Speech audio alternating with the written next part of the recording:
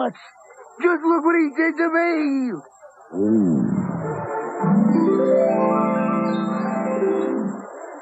What? Barbecue. Ow! What'd you do that for? PlayStation.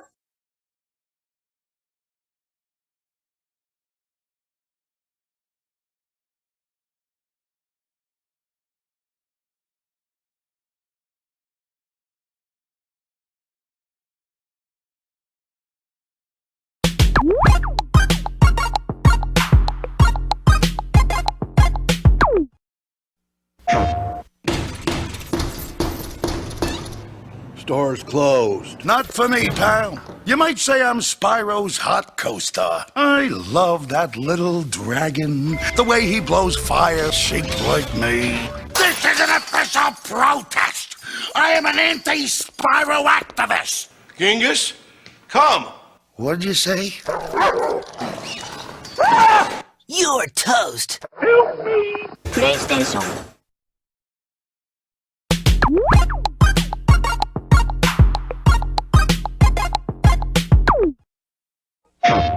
Once upon a time, there was a young dragon named Spyro. He journeyed across enchanting worlds to rescue other dragons from the spells of Nasty Mork. After battling Nasty and his minions, Spyro brought peace back to the land. Spyro mania swept the country, and everyone lived happily ever after. Not! That feisty lizard burned herds of our sheep! Cool. PlayStation.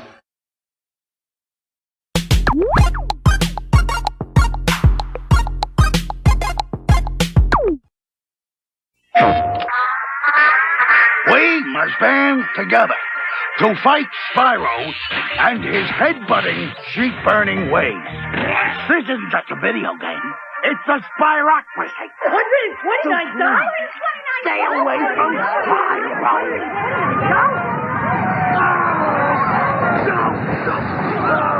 Spyro. See ya. PlayStation.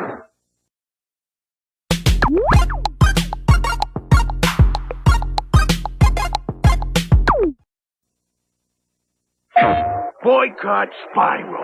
Boycott Spyro. Sure, he looks like an innocent dragon, but he breathes fire.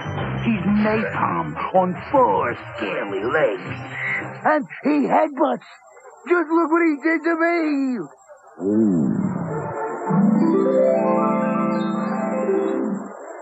What? Barbecue. Ow! Hey. And we're live, and maybe audio works. Maybe. Welcome to the show Unfinished Adventures, the only show where you will leave more disappointed than before you started. As always, I'm your host, Trev Says Hi. I am Jeff Rooney. I am D-Town. I am Scoop. And I am only 10% confident that any audio that's not mine is working. So I think it sounds great. Okay, great. We're coming through. I imagine you're just like muted and you're like, I think it sounds great. Like, I love that I can't hear myself actually. This is what I want. Right. This is the Trevor Podcast. Yeah. Oh boy. Well, so we are discussing the end of Spyro. We've all been playing the Reignited trilogy, and we have been playing the first Spyro. There's been some ups, there's been some downs, and last time we stopped at, let me pull up the walkthrough because I totally remember all of it. We stopped at the Beastmaker's world, which, in my opinion, sucked. Well, before we get started, what actually happened was we kind of stopped because I didn't play all the levels on that is on the true. previous world. So I did go back and play them. What did you think of them? I forgot what levels you missed. I missed the one with the flying. Was it flying pigs? It was like, and then one of them had like wizards, and it had like this like dual pillar thing that would move back and forth. Yeah, I missed that level. I think that was it. I think I missed 2 total, and I missed the one with the spider rock creature things that would chase you. Those kind of sucked. I missed those. So yeah, I'm sure that was a little bit of overlap, but I missed those, and then I went back and I played them, had a great time. Basically, Jeff restarted the game and is now caught up with us. Yeah. It's funny. I feel like this is our version of a fact check, and other podcasts have fact checks, and we have what did we miss that we were supposed to do? Yeah. Yeah, so Beastmaker, this feels like the point in the game where the game is like, okay, you've played through the first 3 worlds. I expect you to know how to handle these controls and to be able to play this game with some level of competence. And I guess that was not applicable to me. I don't know. Honestly, it wasn't that bad. So the Beastmaker's world is a very jungly, sort of swampy area. I don't have any videos of that explicitly. Reminded me of like Banjo-Kazooie, like with its same like area. Yeah, I Bubble did Goop. like it. Yeah, Bubble Goop. Yeah, Bubble Goop. I did like the theming of it. Vibe. Yeah, same here. I didn't really so it feels like every level has its own, or every world has its own theme, and I couldn't really understand this one at the beginning. When I first landed, I was like, okay, just creepy swamp level, like that's great. Yeah. But then as you get further and further into it, you have like these dudes that are like manipulating lightning, and they're like little metal heads almost. Yeah. And then spoiler alert, there's like a person called, I think, Metalhead or something like that. That's one of the bosses. And then I was like, oh, okay, so everyone here is just like a rock and roll champion just hanging out in the swamp. I was like, oh, that's kind of cool. I didn't know what it had to do with swamps or forests or anything like that, but I enjoyed what they did with all the enemies and like how they kind of, combine their likeness. So Yeah. that was kind of cool. I think so far this is, I don't know, it was a very unique homeworld to run around. I did like the one right before this, the one that was sort of snowy and had that sort of vibe, magic crafters. That's mainly because I wanted to be there versus being, it was like 103 outside or something when we were talking about that. So there was a lot of one on that one. But I thought the overall design of the homeworld was pretty cool. Like it was very good greens. You know what I mean? Like they picked good colors for the swamp. Which I liked. So the levels in this one, we have Terrence Village, Misty Bog, Treetops, Metalhead, and then Wild Flight. Terrence Village was pretty small, if I remember this one correctly. Oh, no. Terrence Village, I was getting that confused with one of the levels in the first half of the game. Terrence Village just felt like a continuation of the home world in this area. Like the theming was still pretty much the same. You had the same bad guys. I don't really think it introduced anything new. Yeah, I don't think so either. It was it was one where whenever you said this was pretty short or something like that, I was like, wait, I feel like I was in this for forever, because it does this like giant, what feels like a big old loop, like you're doing like a Grand Prix. And I just didn't, at one point I remember just zoning out, because I think I was, for these last 3 worlds, I was so like in the zone, just like grinding and going through it, that I felt like when I was in here halfway through, I was like, am I in the overworld? Like, where am I going to find a place to just travel out to? And then it said, whatever it says, like return home or something like that. And I was like, oh, Yeah. it's the end of the level. Okay, cool. Yeah. So it did feel very long. I think longer than any other level for me at this point. Yeah, and this one was this the first introduction with the guys with the like riding in the carts shooting electricity at you? Yeah. Yep. Yeah. I say the first. Is this the only level they're in? I feel like they're not in any of the other levels. I think they're just I don't continue remember. this world. Scott, fact check us on that. This is definitely my least favorite level in Beastmakers. Really? Yeah. I actually like Treetops. I know He likes Treetops. Whoa. Yeah, it's not. He likes it for the challenge. One thing I do notice is in a lot of these levels, like if you fall, it's almost impossible to save yourself. Yeah, you can really got on this last half of this. I have a fun little clip show coming up of some of those flounderies. But Scott, I'm curious, why is this your least favorite level? Like, what makes it your least favorite in comparison to other levels? I guess the layout. It's pretty linear, as I guess all the levels are. Well, not all the levels, but I don't know. It's just basic, I guess, for me. Scott doesn't have any of those basic bitches. That's for sure. It's probably because like it's so open that you can like see everything, but also even though you can see everything, you just see the main pathway you need to go down. There's no like little corridors to go into. I mean, there's like certain parts where you could kind of do a little bit of a staircase spiral up, but it didn't feel like there was a secret area you can kind of run around in. Maybe that had something to do with it. Yeah, that's true. I think that these levels, as we get into them, they start to have a lot more of that. There's a lot more of just like, oh, you can just straight up miss this. Like, if you're not paying attention, good luck. That's just gone. And intro, I think, is, good and bad. Yeah. And this one had, like, I know we talked about it on the last episode. I can't remember what level specifically, but there's a spot in this level where you can fly, and you have to fly, and you can fly like back, like you end up getting to a high point, and then you can fly backwards into the level. If you're trying to go for that 100% completion, fly backwards. Status. I say fly back. You end up backtracking in the level. Okay. Yeah. That's probably not the right.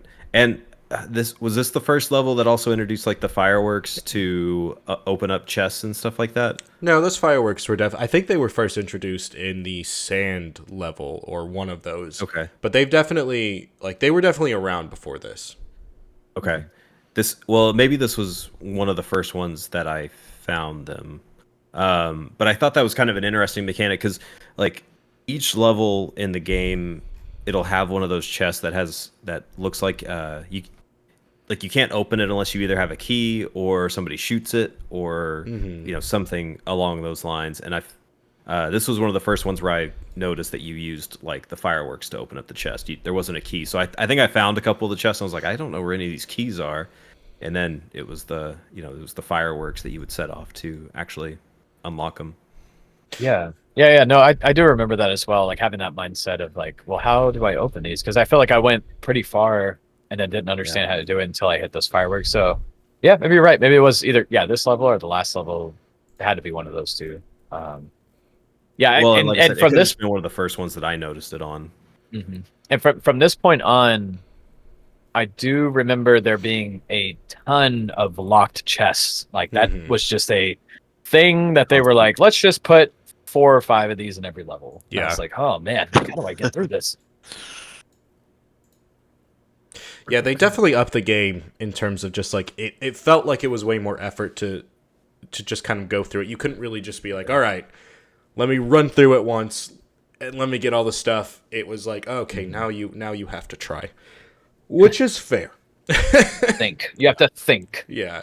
I mean, when you're halfway through the game, I think it's fair to apply a little bit more thought. So interesting. One of Scott's least favorite level. I thought this level was fine otherwise.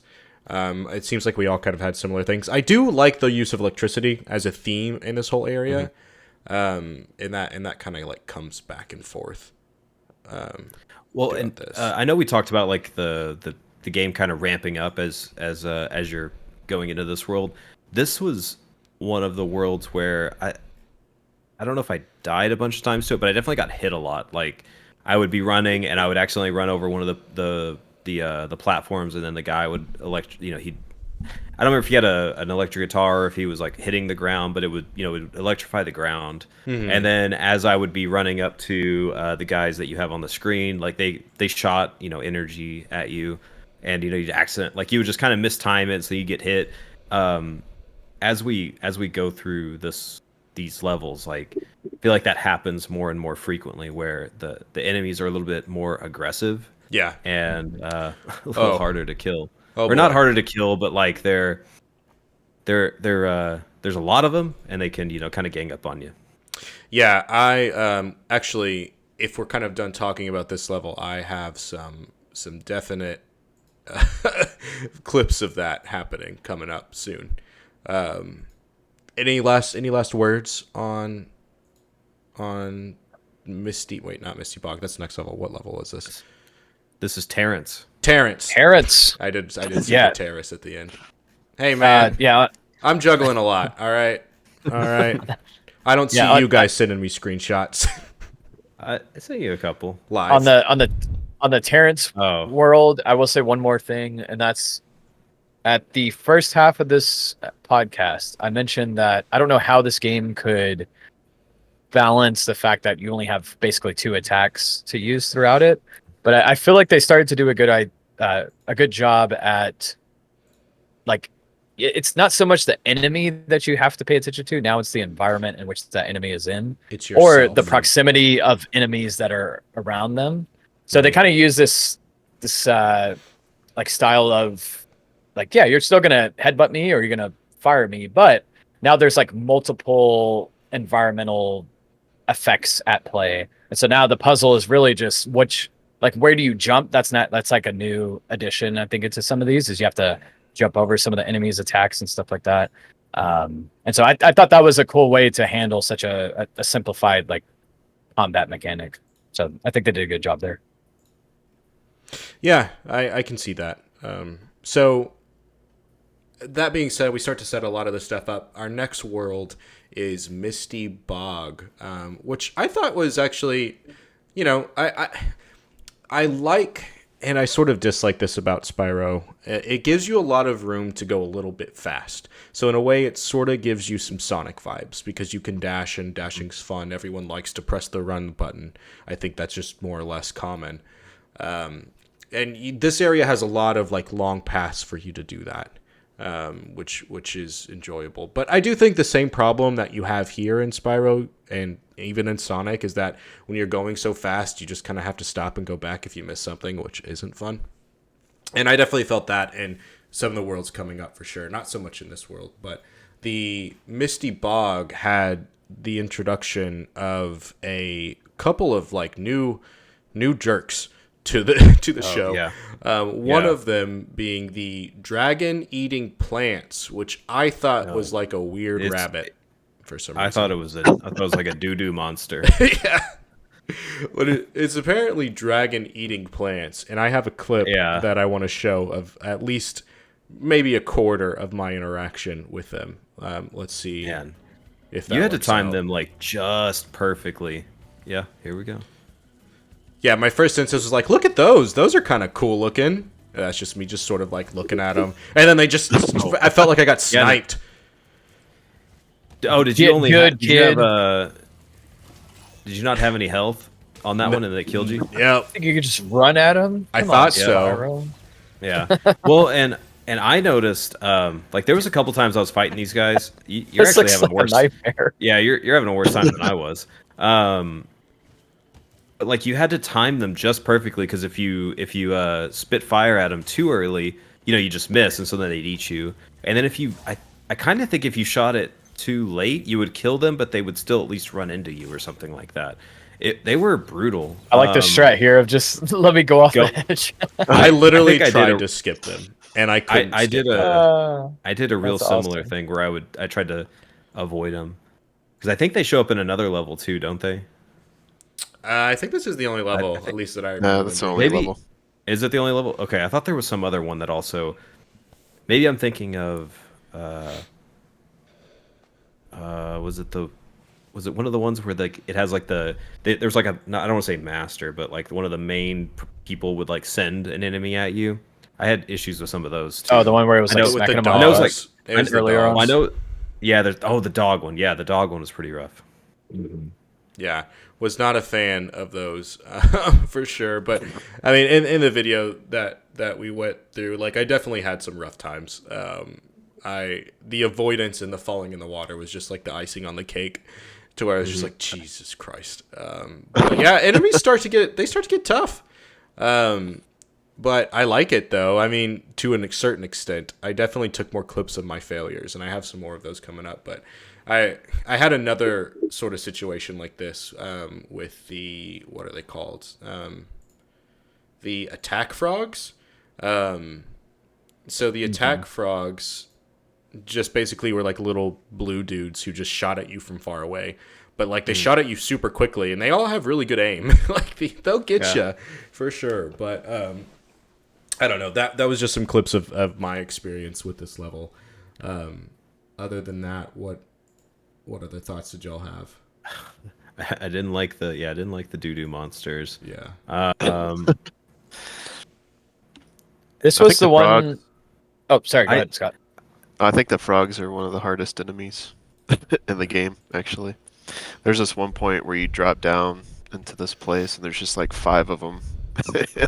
They all start like hitting you at the same time. Mm-hmm. And one thing I've noticed is like the invulnerability frames that this game produces is very short. Like once you get hit, you have like 1 to 2 seconds of invulnerability, and then it's like if something else hits you, you're getting stunned again. Mm-hmm. And just good luck from there. And that could be pretty brutal when there's a lot of enemies around. They come in quick. Like And I went back and looked at like the map for this level, and I kind of forgot that there's that it's like a pier or a bridge that you fly to, and you kind of use it to go to different parts of the map. And I distinctly remember it happened a couple times, but I would jump and I would fly and I would just barely miss it. And I know we talked about it last time we talked, where we kind of wish that you had just a little bit more grace on some of these jumps. But I remember that one I missed a couple times, and I think I was on my last hit, and so I would die. And I mean, I am glad that the game has checkpoints for the dragons, even if you've already saved them. As soon as you walk by, the fairy will. And they like the fairy like casts a spell at you and it hits you, but it doesn't do anything. But I'm glad that those exist, just because if you do die, you don't have to go back to the very beginning. Because that did happen a couple times where I would die like real close to the dragon, and then I have to go back to like the very beginning of the level. Yeah. Yeah.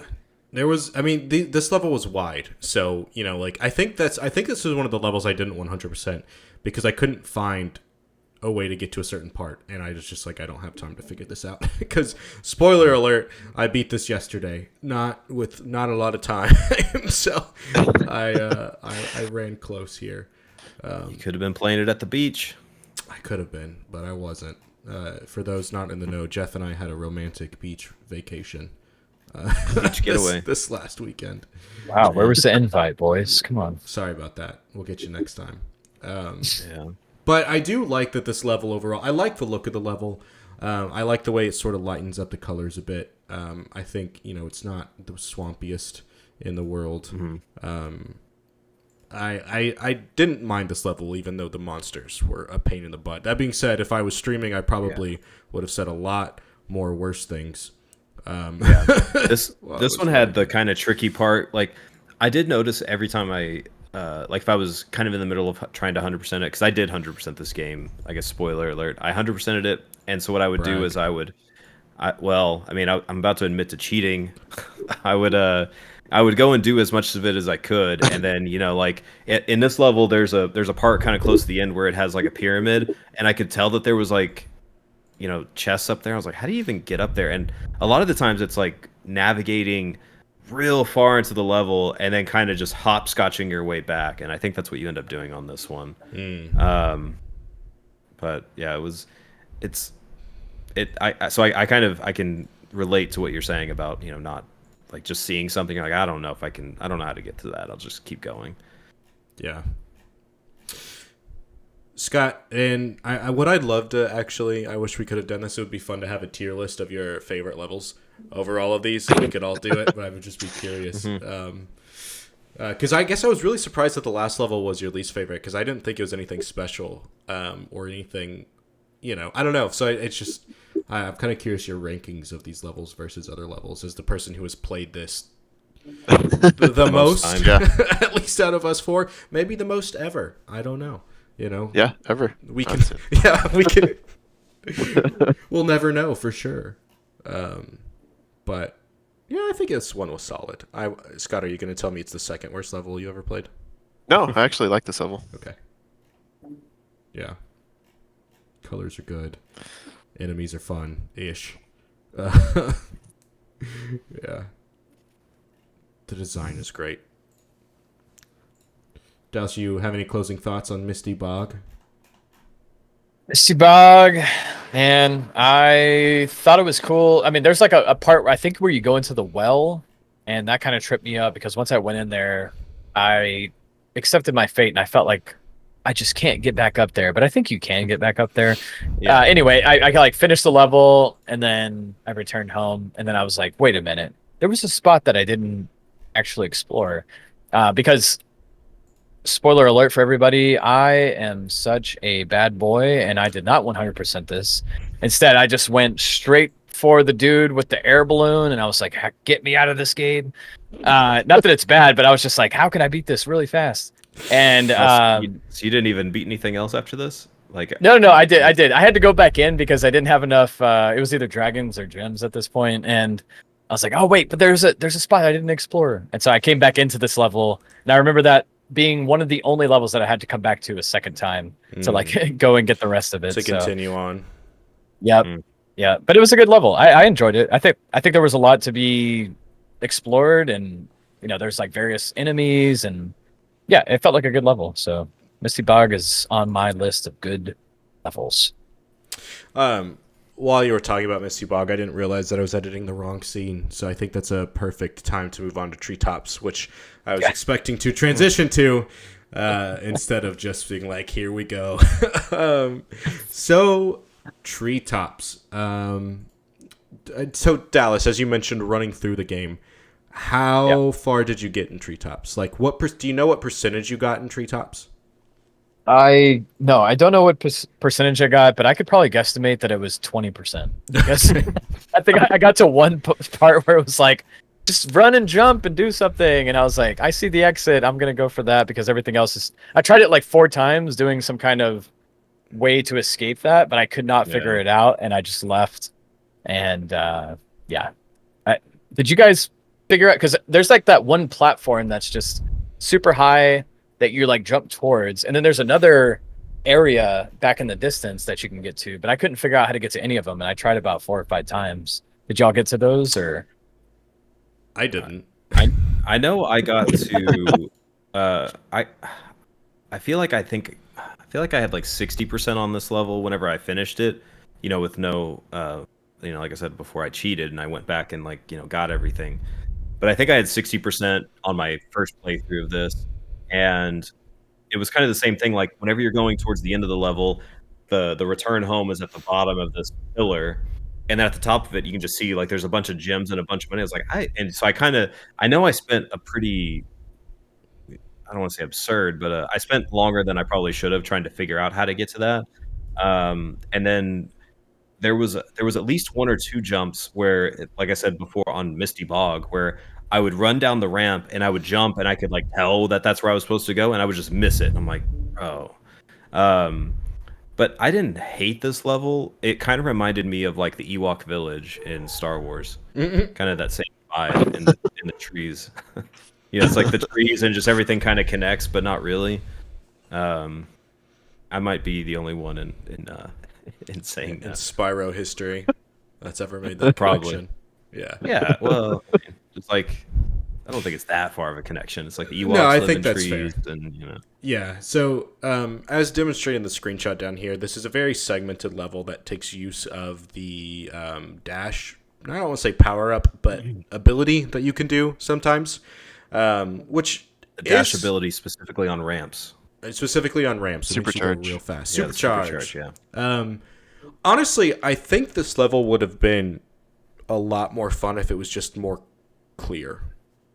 Really, because I like the dashing, and Supercharge is fun, and the jumping's fun. It's a little particular, but it's fun. Yeah. And so it's like in this level, there was a couple times where you just really had to like make some tight turns, and I was like, yeah. Well, and there's a couple spots where you have to do like really intense jumps and glide like at the right time, or else you're not going to make it. Like you would do the jump and then you would glide, and that was like, same thing. It was a little weird. It was a little hard to kind of like judge. But I know at one point I think I had like 35 lives on this level, and I died so many times I dropped down to like 20 or something like that, just because I kept missing jumps. It wasn't that I was actually getting killed; I would just miss the jumps. And this also had the I have no idea what the enemies are called, but the like orangutan things that were kind of on their hands that would just hit you, right? And then the ones that would throw bananas at you. Those monsters looked weird. Yeah. They were what? They look weird in the PS1 version as well. So they were called Banana Boys. Banana Boys. Let me see if I can get an image of those two up. Yeah, they were definitely odd-looking creatures, for sure.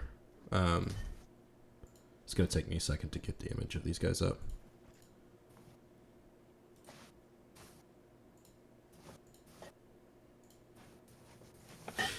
Yeah, this level, it was only frustrating in the sense that it wasn't clear, to where it didn't really feel like -1 turn. Like, it didn't feel like a skill issue. It felt more of a just like, what do you want me to do? And then whenever I did figure it out, it was a skill issue, and then I said, I don't want to do that. So either way, it was not the level for me, but I could see it being fun if you're good at the game. Like, if you play Spyro a lot, I could see you being like, oh yeah, let's get to this. Let's get some treetops. I mean, it's definitely like, I think anything I read about this game specifically said that treetops was, what separated the boys from the men. And I definitely if you're a treetops guy. That's a baby Scott, boy. is this your favorite level? It is.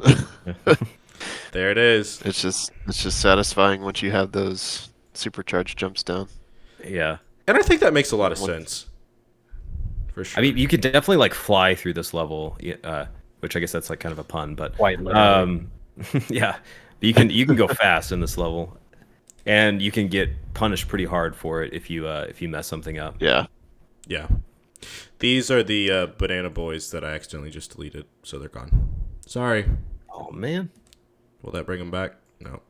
I had too many videos I was showing up, and then I showed them for a second and deleted them.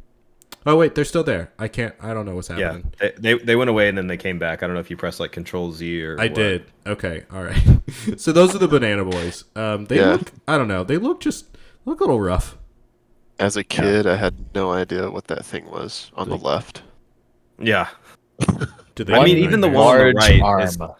Yeah, the one on the right doesn't look Well, like yeah. hair. I don't know. It looks not like that much better. it looks like a plum. raisin. I don't know. Yeah, like some weird fruit that's been sitting out for just a little too long. And then they throw bananas at you. Yep.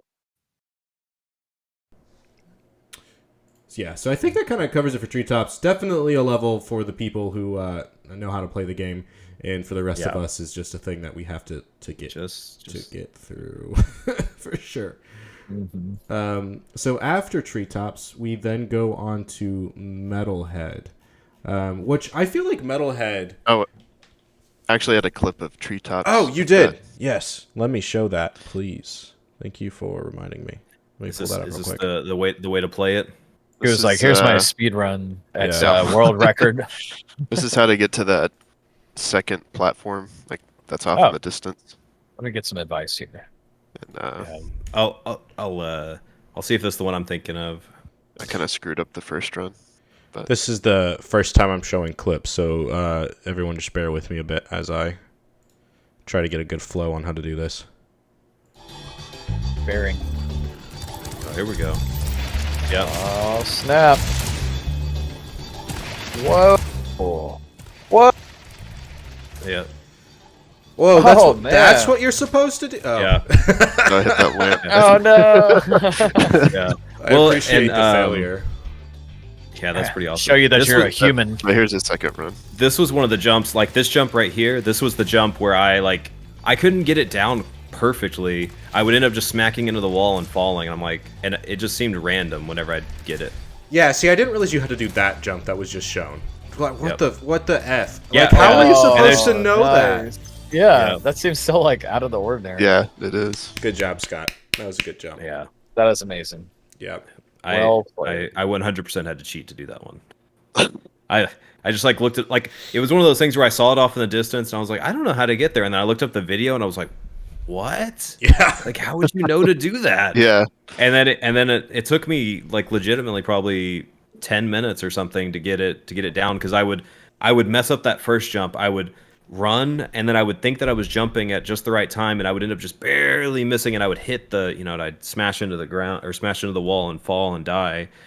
And then the part where you were like jumping to the right and then you ended up, I think, jumping to the right again, I would miss like one of those, and oh man, that was brutal. It was a brutal set of jumps.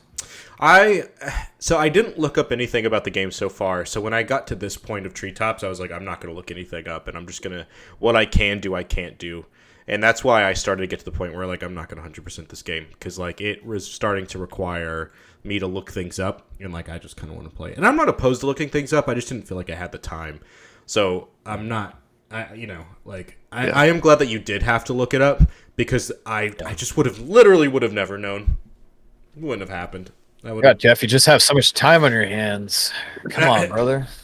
I was Get a playing job, Jeff. I was playing it in all the downtime. Yeah, no, Jeff was No, doing I felt it the right. same way. Yeah, no, I felt the same way. Like towards the end, I was like, maybe I could just look this up and do it. But then there was this whole skill gap, and I was like, actually, I'm gonna leave that to the professionals. I'm just gonna go play the game and have a good time and just try to get through it. Yeah, that was kind of my vibe too, because I definitely, as I've realized this, I never beat the first Spyro. I know I owned it, but I never beat it. I beat at least Ripto's Rage. Like, that is a game, because I remember fighting, like, Ripto. I don't know if I beat the third one. So this is the furthest I've ever gotten this game. So, because, like, as a game, I didn't really like the first Spyro. And I definitely like it a lot more from the Reignited trilogy. But, like, I don't remember any of these levels. Like, I probably remember, like, the first two worlds. So, like, this, I think, is actually new territory for me. And so I also was just like, I'm just going to enjoy it. I'm going to play it. I'm not going to make it a thing that feels like a chore or that I have to 100% it, because I want to walk away being like, I had a good time. Yeah. Oh, yeah. So let's go into Metalhead. He is the boss of this world. Of Beastmakers. I really liked that he had like a full kind of like level before him. I know that the other ones have had like a full level too, but I don't know. This one felt, I don't know. It just felt cooler. It felt more expansive. It felt nicer. Like a boss.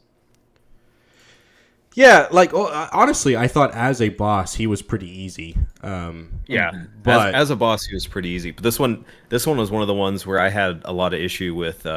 I guess these are banana boys, the giant banana boys, and they would, they would throw their banana children at me, and I would, get, I don't know, just destroyed. And then you'd have the ones that were rolling towards you. Then you'd have the banana boys throwing bananas at you. So you had kind of a triple shot of danger. Yeah. You can see the banana men. There's one out there on the left, at least, in this screenshot. Get your potassium, baby. Yeah. Yeah. You're getting it one way or another. And you're actually aimed right at a secret that is okay. this level. Is this secret down that gate? Yeah. Okay. I saw that, and I was like, it looks like I can get there. But then I just I know if I try, I'm just going to die. So I didn't. Yeah. I didn't try. That's hilarious. I ended up falling into the green muck, and but you can jump out. So I fell into the green muck, and I kept going, and then I jumped over. That makes sense. And I don't think there's a whole lot in there. I think it's gems. Oh, Scott, is this the part that has the green knights in it? Like the green knights on the castle that you have to fight, and you have to race up the stairs. Not this one. Not this one. Okay. Stairs? That's exactly what you have to do. I don't know. I like that level though. I don't know if I didn't do that or if I Would just would you say it's your favorite level?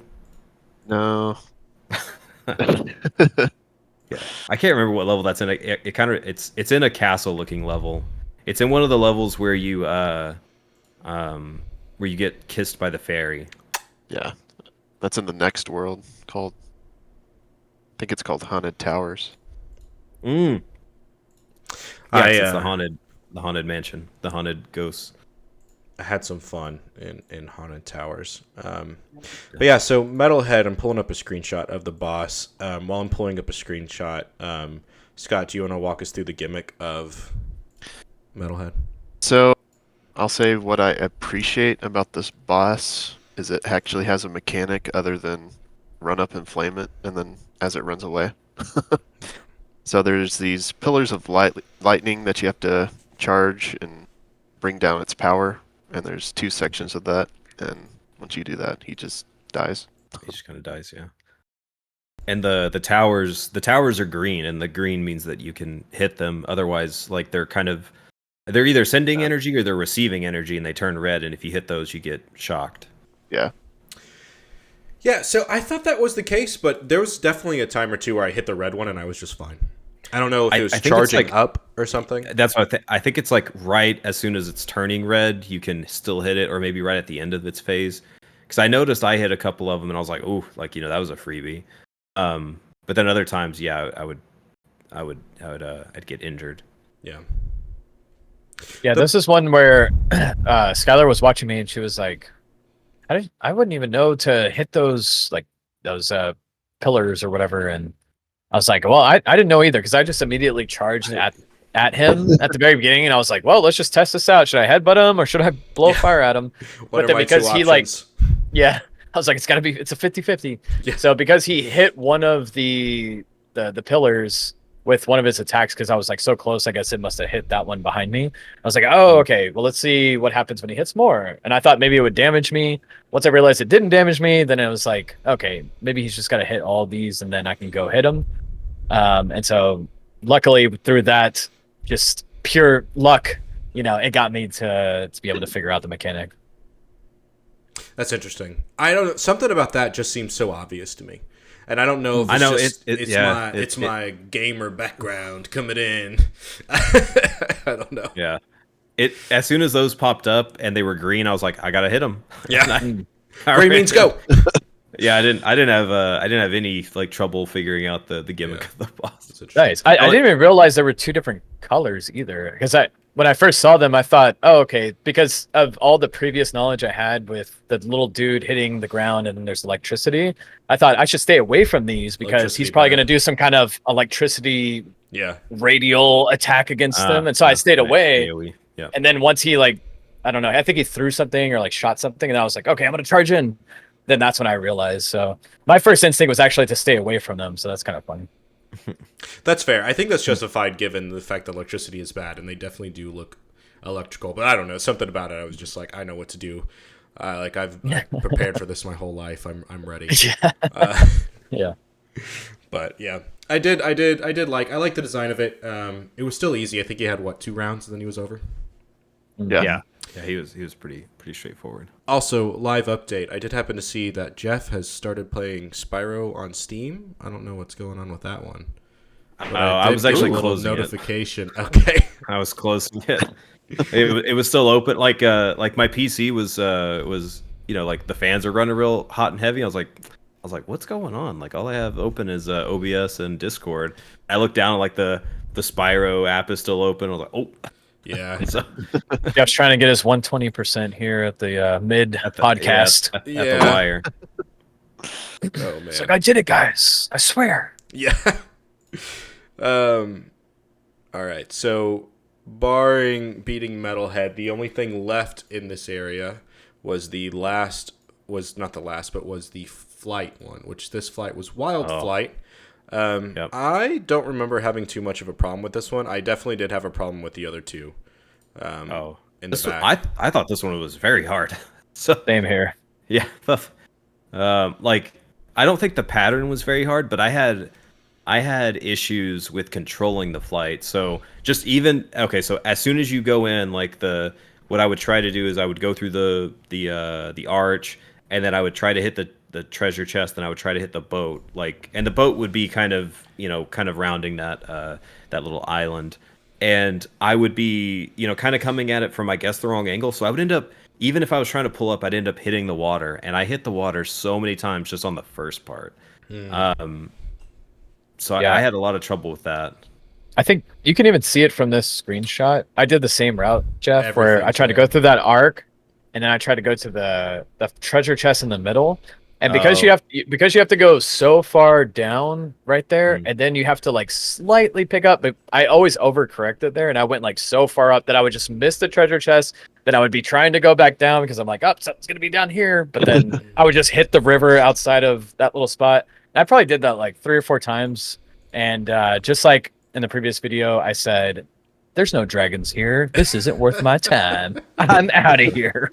That's fair, honestly. This one so it'll tie into a screenshot later. But I did this one in the car. Like I was playing on my ROG Ally. Like I had an appointment at like whatever time, and I was like, well, I have 30 minutes to kill, and so I started playing just this flight, and I think it took me like 25 minutes to beat. So because I don't know about you guys, but on the flights, I would end up getting real close. Like I would either run out of time. I guess it was usually I was running out of time. I would run out of time, and it would show me the statistics, and it'd be like 8, 8, 7, 7. I'm like, oh, I just barely miss it. But it it was something else. But like it took me, like I said, like 25 minutes to do, and it was. How'd you find time to drive your car, Jeff? That's great. I said I was at an appointment. I said I was waiting to go to an appointment. Oh, I thought you just said I was in my car and I was playing this game. I mean, I was in my car and I was playing the game. I was waiting to go to an appointment. Oh, okay. That's the part I missed. Don't fly and drive, Jeff. Yeah, that's right. I can do it. It's got one of them automatic Teslas just gaming on Spyro in 2023. I don't think I had a problem with this one, mainly because I didn't take any clips from this one. So I feel like it probably took me like a couple of tries and then I was okay. But I definitely took some clips from the next one, the next couple. Nice. So Scott, what's the strategy? What's the strat on Wild Flight? I actually don't remember. I did do it the first try, but it was non-conventional. Was I'll it say just that. chaos? Okay. You're just like, no. I did record it though. Oh, you did? Did you send that one to me? I did. Well, it's like a minute and a half. let's watch it. Let's see. Okay. Let's see the right way to do it. I was gonna say I can tell you which way Hold I on. did it while he's pulling it up. So like on that screenshot, you've got the arch, and then you go to the right, and there's a little island, and you've got the first treasure chest, and then the first guy in the boat. And if you keep going to the right, there is I believe that's where the arches start, and then you can start going on the arches, and then there's boats kind of like mixed in between, so you can do arch and then boat, arch and then boat, and then it kind of just leads you directly into the treasure chest, and then the treasure chest kind of lead into an area where there's planes flying, and you can just kind of try to take out the planes and the treasure chest all at the same time. I definitely don't remember what I even tried to do. Scott, I don't have the video, but I only have one called Treetops Jump and Haunted Towers Okay, Jump. hold on. Treetops jump. Please stand by. Yeah. The flights definitely got more intense, but I don't know. This one, I don't remember how I got any of them, though. I just know that I got through it. And I think one of the last things I did before fighting the boss last night, or no, I think that was Sunday night, I was doing one of the flights, and I was just getting so filled with anxiety trying to get it.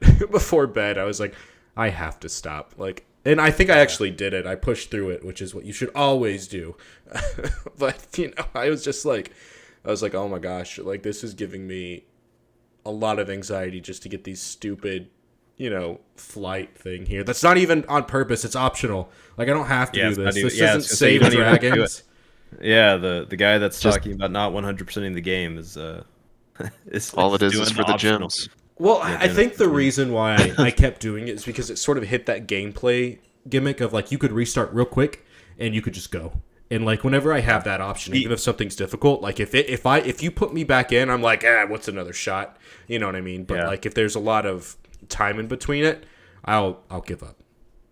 The only thing I wish that the flights had was the option to pause and restart. it didn't have a pause and restart. You could crash and restart, Yeah. but you could not pause and restart. Oh. Because there would be a couple times I'd be flying, which I mean, it's like that. It takes like 2 seconds to crash. Like you just press X and you just dive bomb. But I don't know. You don't want to blame yourself for that death. You don't want to be like, oh, I crashed and died. You want to be like, the game sucks and I restarted because the game sucks. Yeah, exactly. That's the way I feel. Got your back, Jeff. Yeah. That like whenever you're talking about it hitting that gameplay itch where you can just keep going, I feel like that would have been that would have hit it a little bit more if I'd been able just to pause and restart, just do it again, and I just do it again. that. Yeah, restart. Yeah. You know, because like there's a lot of times whenever you're playing like these like speed levels or like speed areas, you can just tell as soon as you start it, you're like, no, this isn't the run, and you just pause it and just start over. You're like, there was a couple of those. Yeah, there was a couple of those where I was like, I missed that. You know, just like at the very beginning, you know, if you're doing the arches and then you've got the treasure chest, sometimes I would miss the guy on the boat, and I'd be like, you know, that would be a time where I would just miss the guy on the boat, pause, restart, go again. Yep. Instead, I had to crash, which, like I said, that's not that far, but you know, it's still like a thing. But you don't want to, you know. Yeah. You don't want to crash. Let's actually move on, Scott, and we'll come back to that video if we can get it. So that'll finish up the Beast Makers, and then we're gonna move into Dreamweavers, which I really liked. This was an interesting area. Yeah, there's not a single bad thing I can say about the graphical design of this game. Like, this graphical design is just, it's just so nice. The colors are great. The colors pop. Everything looks good. The floating islands are fun. I think there's a lot to like, at least in the Dreamweaver sort of homeland. And there's a lot of gimmicks in this level too, like with the guy that's like making people bigger and smaller as you walk by. Yeah, and that was kind of nice just to have that sort of just general something new, I guess, in the home world. There was a lot going on in this place, I would say. Mm-hmm. Yeah, I kind of took the like some of the magic from the druid level and then escalated it to a bit more, because I think in the last video I talked about how I love that the enemies were interacting with the environment, which made it feel more holistic. But then in this world, it's like, well, now there's like a mastermind that's interacting with the enemies that are kind of forcing you to manipulate your way around the world. And so it almost took that like extra step to just add some more magic to it. And because I love the druid level so much, I automatically fell in love with this level. I think that's fair. I made a clip of one of my favorite parts of this area, but I can't seem to find it. Maybe I was like, it's not what I want to show. So that's out there somewhere. But there was an area, and there's actually a screenshot of it that I'm going to pull from IGN real quick. But this area had one particular spot that had so much going on.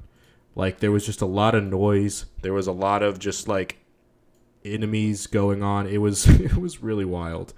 I'll pull up a screenshot real quick. And in this part. So you have that scarecrow-looking guy in front of you. Mm-hmm. And then you have those two ladies on the right that would go smaller and bigger, and then three of them over on the left, and they all make just these silly sounds. They all make just these silly sounds, and there was just so much going on. I don't know where I put that clip, but that clip was like, it was just a wild just noise there, and I just thought that was really funny. I just kind of like stopped and was just like looking around at just all of the just listening to him. Yeah, it was super silly. And so for those of you who are over the age of 35, you may recognize that character as Beaker from the Muppet series. I'm just kidding. But that's like the vibe that I kept getting, was like little orange Muppet. I was like, that's Beaker. 100%. That's funny. I think that's fair. Okay, I'm not going to look for clips. It's too late. I'm going to move past it. All right, close. Move past it. If I don't have it queued, it's not worth showing. Speed run the podcast. You're looking right at an achievement. An achievement? Oh, I did get that achievement. Yeah. I did. Yeah, so if you run through those 3 lady things in the back, you get an achievement for going through all 3 of them, which I thought was interesting because who doesn't get that? Well, there's a lot of them that are like that. Like there's a lot of I say a lot of them that's like a lot of what? There's a lot of achievements that are kind of based on destroying enemies in quick succession and also like doing it without hitting the ground.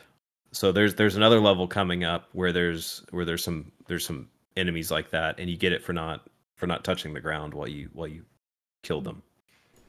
I don't know if I got that one. I don't remember getting that one. I'll tell you the level whenever we see it. Okay, cool.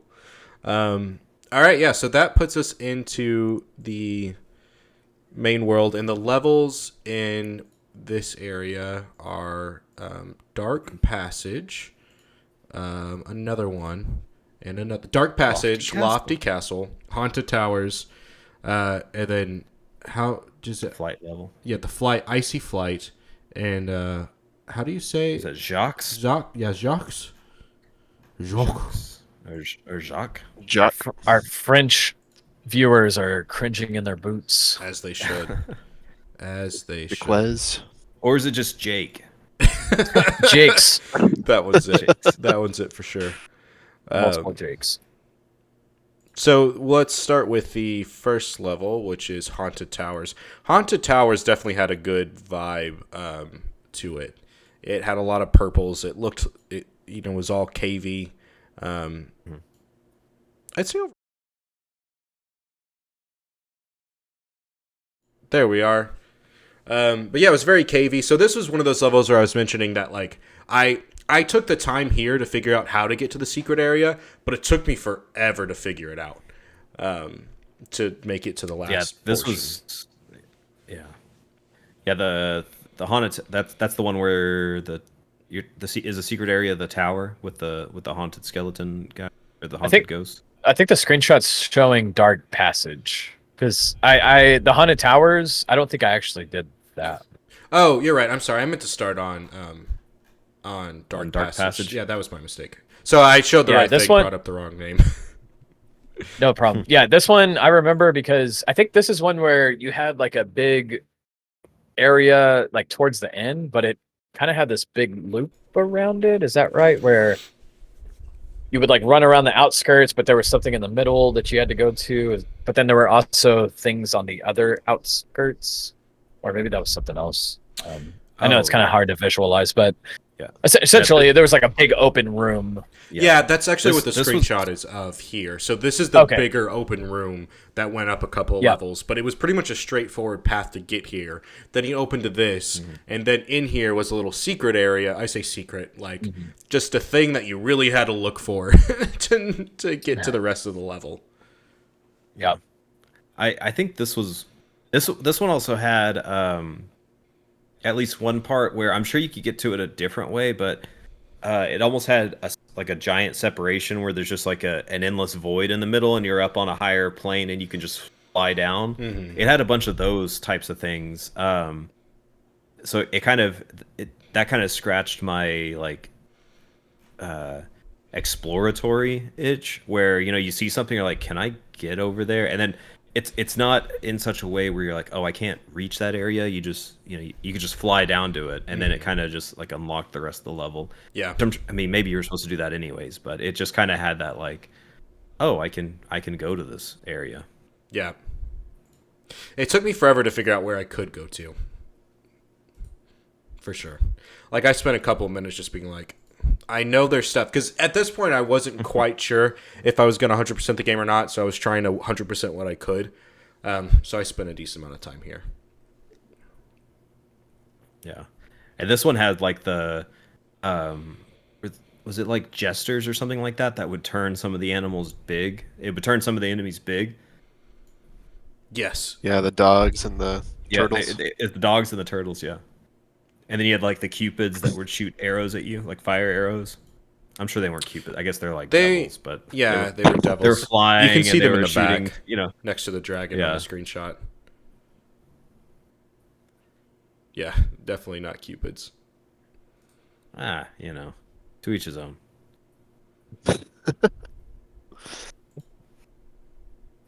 Chaotic evil Jeff. Scott, what's your thought on this level? I think it flows pretty well. Has a pretty straight path going towards the where you go home, and then when you get there, that's when it opens up where you can try to figure out where to go, where the little area below to fly to. I don't know. No, that's fair. Yeah, yeah, like I said, it took me forever to find that little area. This is sort of where that little area was. It looks obvious in the screenshot, but you basically could not see it unless you were standing right where Spyro was. Mm. But that area was long, which I expected. Like, I expected it to be a short little thing, but honestly, I felt like half the level was hidden behind that. And did you get to that just by flying to it? So what I did is, you see where that the little devil is? On the platform across from it, I went there and I jumped down, so I didn't actually fly. Gotcha. That's how I got to it. Okay. Yeah, I like. I think this was. Yeah, I think this was one of the levels where I think I got 100% on this one without having, like, this one was one where there was some secret stuff, but it wasn't set up in such a way that you couldn't just like get to it or like figure it out. Like it wasn't like treetops where you're like, oh, I have to use the ramp. I have to use 4 different ramps to get to one area. Yeah, which is why I think I even 100%, because like I saw the area as like an area and I was like, I know it has to be achievable, so I spent the time to try and find that one. But like treetops, I just literally would have not found it for sure. So let's move on from Lofty Castle, and then let's go on, from Dark Passage to Lofty Castle. All right. This is where I was trying to talk about earlier, and couldn't quite find it. This area was fun. I think it's another really brightly lit level. Has a lot of the similar vibes. Has an enemy in there that I like. He just kind of like floats around, which I think I have a video of him somewhere. Is it this video? Hang on a second. Try to make sure if I'm showing the right thing. Now the video's not showing. Video. I don't know why the video's not playing. It should be playing. MP4. Oh, no, this isn't it. This is a dumb fall I had earlier that I meant to show. Oh no.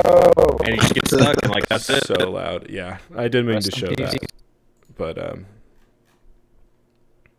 and I think Jeff brought it up earlier, or not earlier, but like in the last episode, where he said it's nice that at least in Mario, when you touch something you're not supposed to be in, you bounce up like 50 feet so that you can at least get back to the platform. yeah. This one punishes you.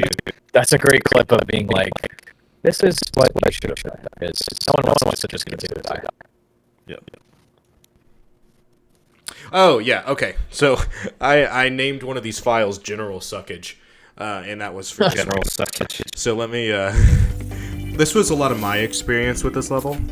Oh, yeah. I got a little kiss. I did get a little kiss. Did you not play this one? Was this one of the levels you didn't play, Dallas? Nope, never seen this. Never seen that meter on the right. Oh, okay. Yeah. Well, and this was one of the levels where no, I don't play this level.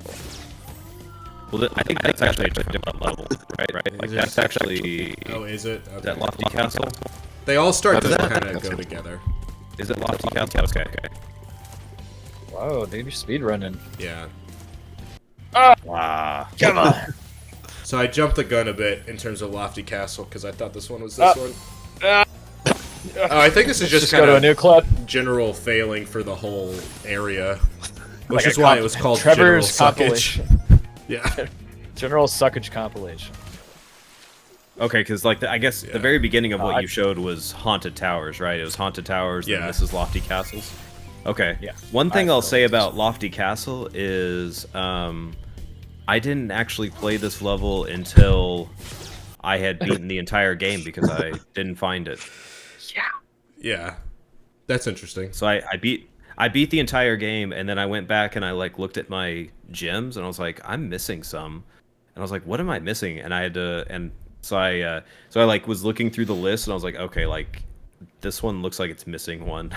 Yeah. And it was missing Lofty Castle. So I played Lofty Castle after I'd already done the last boss. That's interesting. It's because some of them started to get a little harder to find, especially in the home world of Dreamweavers. Like some were just like hidden in a corner, and you're like, okay, I guess this is where I need to go.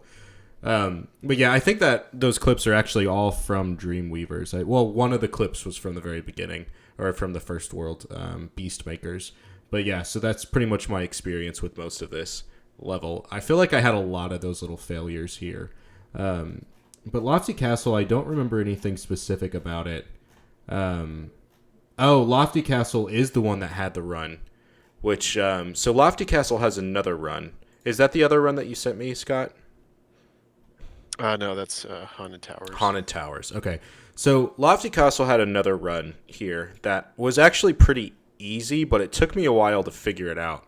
And I figure I can show you a montage of what it took for me to figure out this one. Let me make sure. Yeah, because that screenshot on checkpoint 3, Lofty Castle, yeah, that looks accurate. So hopefully this is for the right level this time, but maybe not.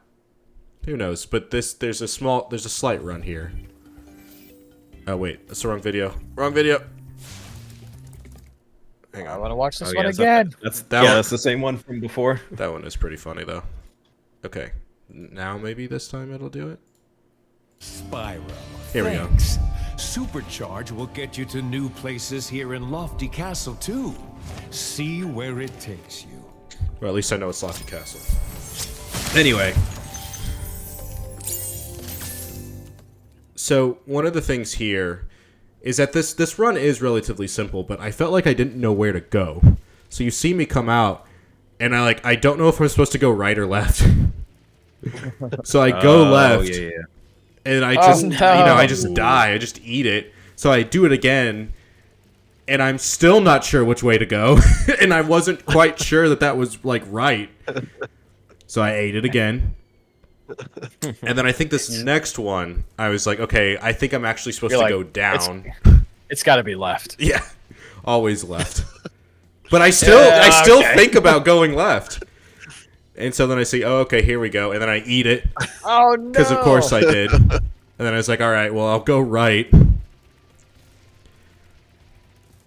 Shoot for the moon. And then I eat it again. And I'm like, gosh. What? Welcome to Spyro, everybody. I was getting frustrated at this point. So I go for it. I think this is the golden one. Actually, no, it's not. I was like, maybe I need to fly, but flying doesn't do it. I think this one's the winner.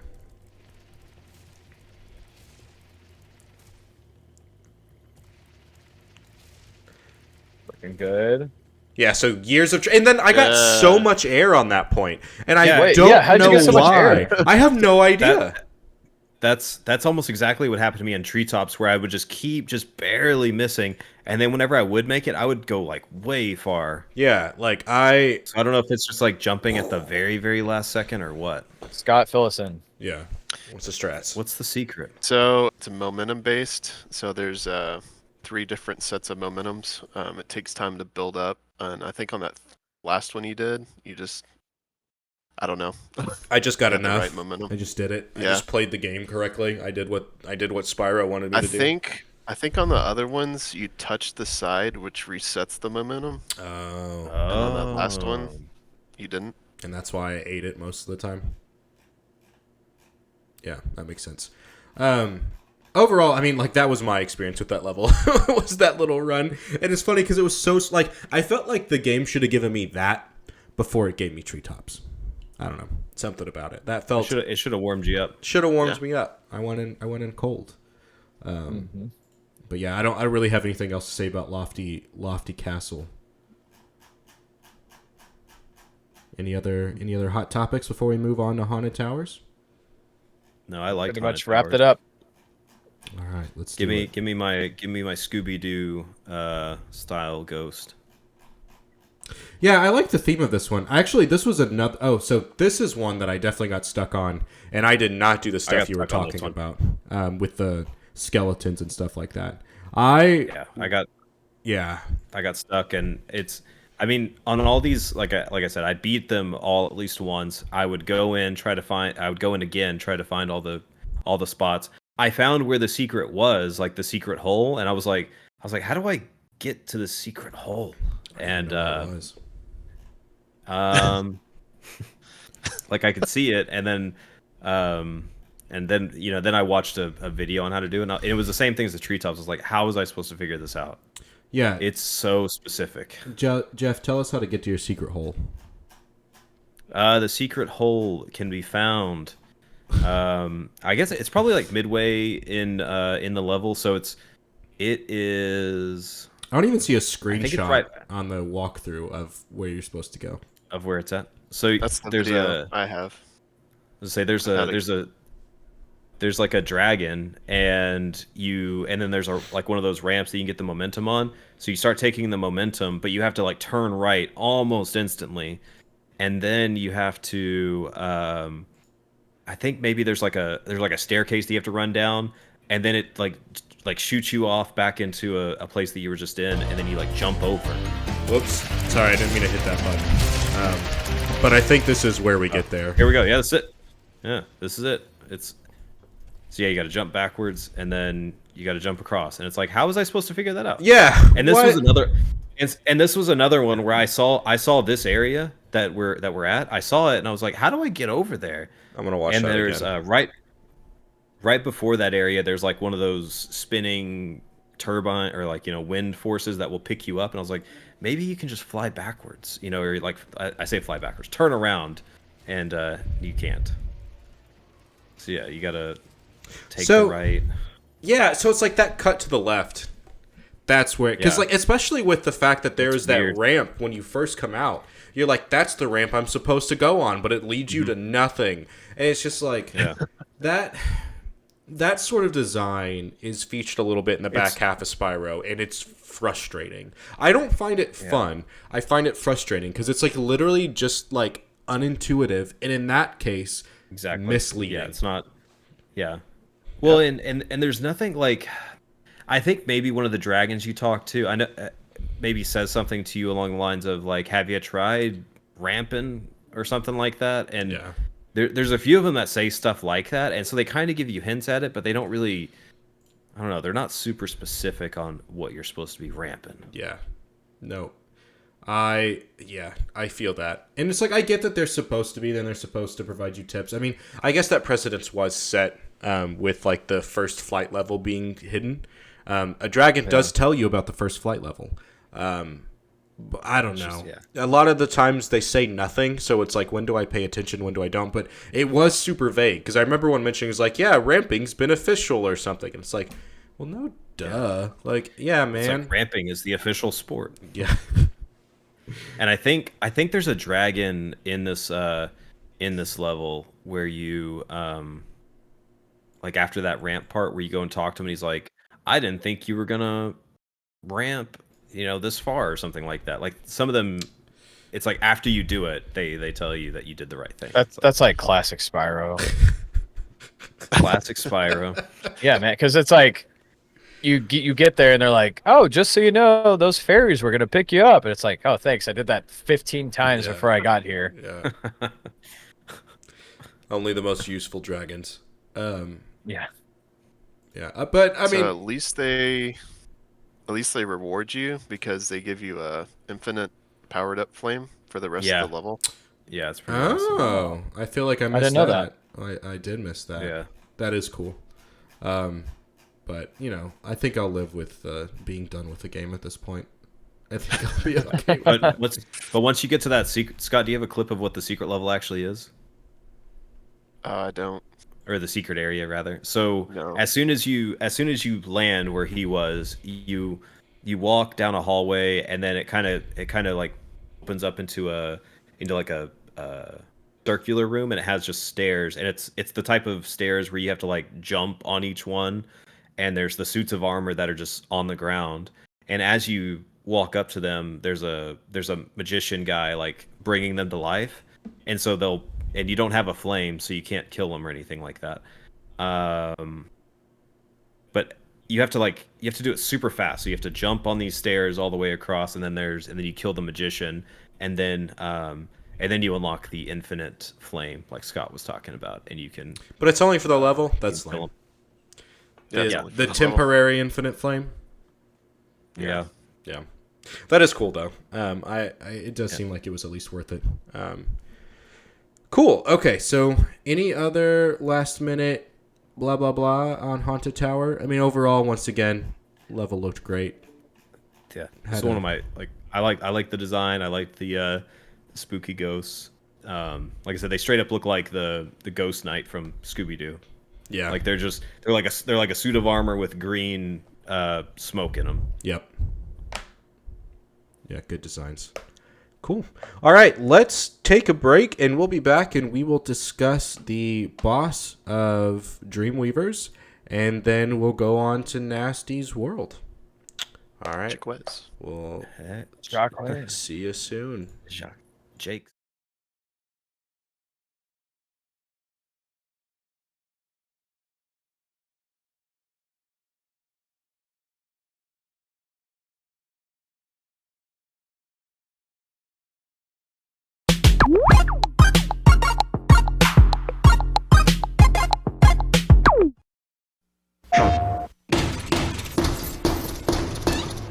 Store's closed. Not for me, pal. You might say I'm Spyro's hot co-star. I love that little dragon. The way he blows fire shaped like me. This is an official protest. I am an anti-Spyro activist. Genghis, come. What'd you say?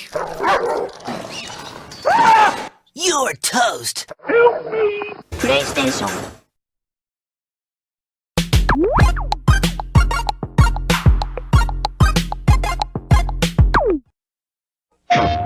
Once upon a time, there was a young dragon named Spyro. He journeyed across enchanting worlds to rescue other dragons from the spells of Nasty Mork. After battling Nasty and his minions, Spyro brought peace back to the land. Spyro mania swept the country, and everyone lived happily ever after. Not! That feisty lizard burned herds of our sheep! Cool. PlayStation.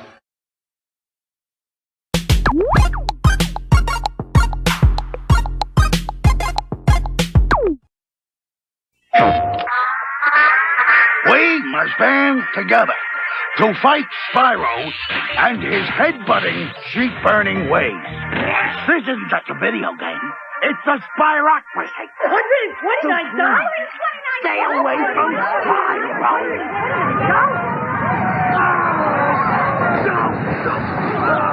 Spyro. See ya. PlayStation.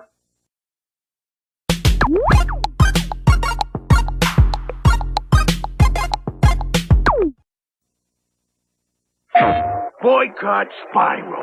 Boycott Spyro. Sure, he looks like an innocent dragon, but he breathes fire. He's napalm on 4 scaly legs. And he headbutts.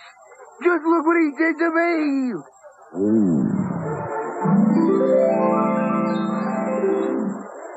What?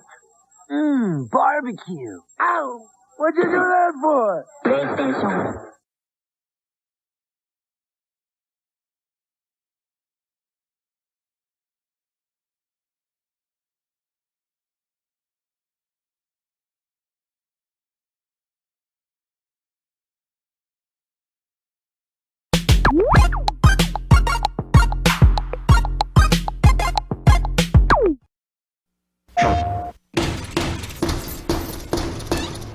Store's closed. Not for me, pal. You might say I'm Spyro's hot co-star. I love that little dragon. The way he blows fire shaped like me. This is an official protest. I am an anti-Spyro activist. Genghis, come. What'd you say? You're toast. Help me. PlayStation.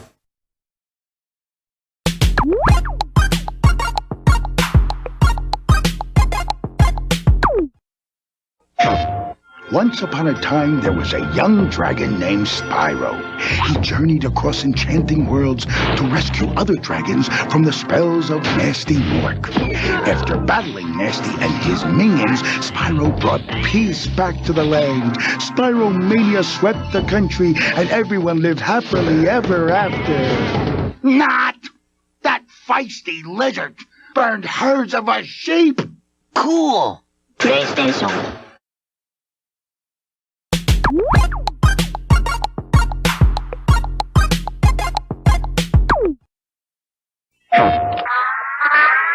We must band together to fight Spyro and his head-butting, sheep-burning ways. This isn't just a video game. It's a Spyrocracy. $129? Stay away from Spyro.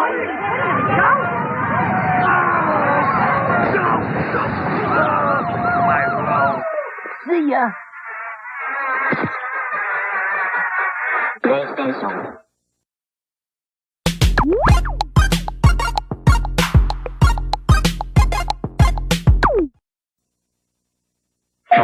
Boycott Spyro.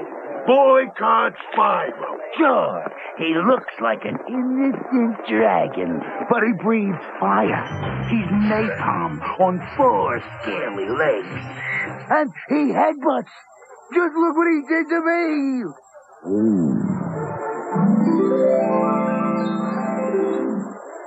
What? Barbecue. Ow! What'd you do that for? PlayStation.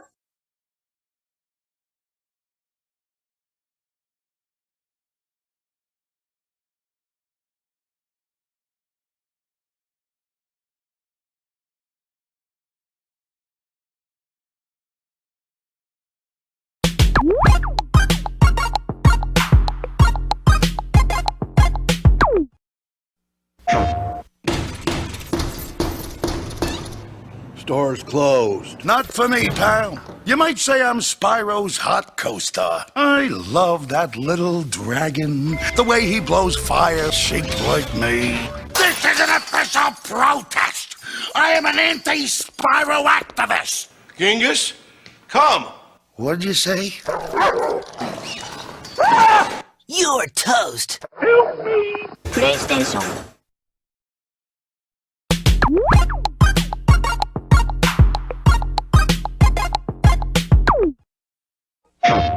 Once upon a time, there was a young dragon named Spyro. He journeyed across enchanting worlds to rescue other dragons from the spells of Nasty Mork. After battling Nasty and his minions, Spyro brought peace back to the land. Spyro mania swept the country, and everyone lived happily ever after. Not! That feisty lizard burned herds of our sheep! Cool. PlayStation.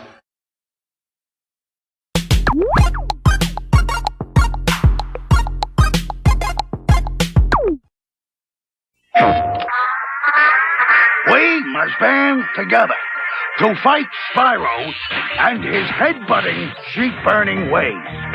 This isn't just a video game. It's a Spyrocracy. $129? Stay away from Spyro.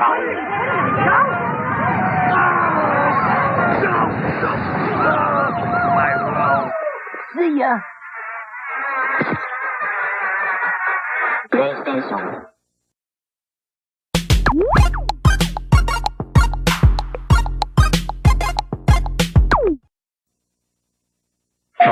Boycott Spyro. Boycott Spyro. Sure, he looks like an innocent dragon, but he breathes fire. He's napalm on 4 scaly legs. And he headbutts. Just look what he did to me.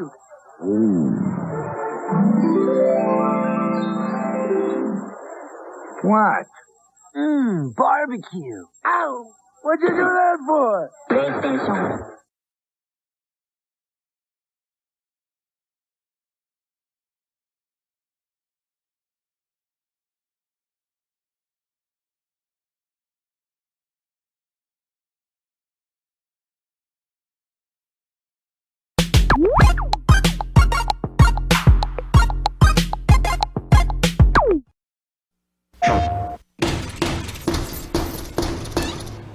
store's closed. Not for me, pal. You might say I'm Spyro's hot co-star. I love that little dragon. The way he blows fire shaped like me. This is an official protest. I am an anti-Spyro activist. Genghis, come. What'd you say? You're toast. PlayStation.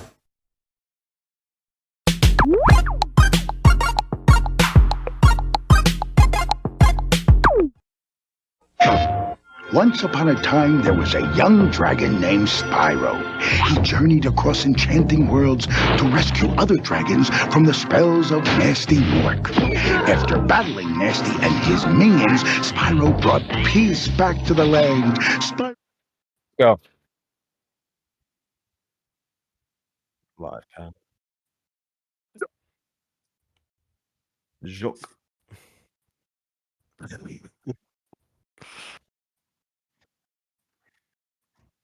Yeah.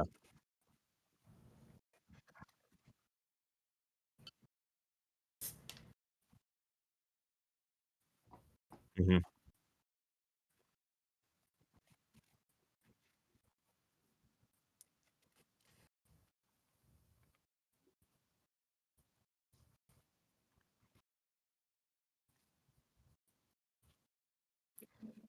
Yes, I do. Yeah, this guy Yes. was brutal. So imagine you're playing against what was that dude's name? Doctor. Yep. There was like Dr. yeah, Disrespect. Shimp. It's basically him, except now he's throwing small gift packages at you, and you do not like that. And so what you do is you dodge and you attack, and you dodge and you attack, and basically you just do the same thing for about 3 or 4 rounds, and then you kill him. So I have to say, I'm not a big fan of him because of that, because we've faced an enemy that was similar to him. And coming off of Metalhead, I felt like this was a downgrade in terms of bosses, because we were building onto something, right? Like we had environmental mechanics, and then we went back into our old ways of just like platform jump, attack, platform jump, attack. And I have to say that Mr. Jacques was not on my happy list. He was on my Jati list. I absolutely agree. Oh man, I thought he was tough. So yeah. Yeah.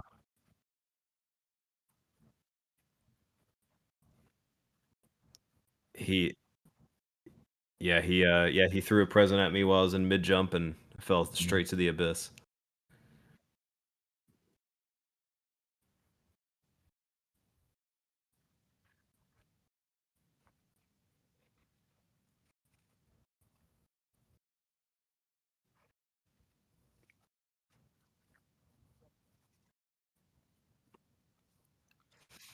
Mm-hmm.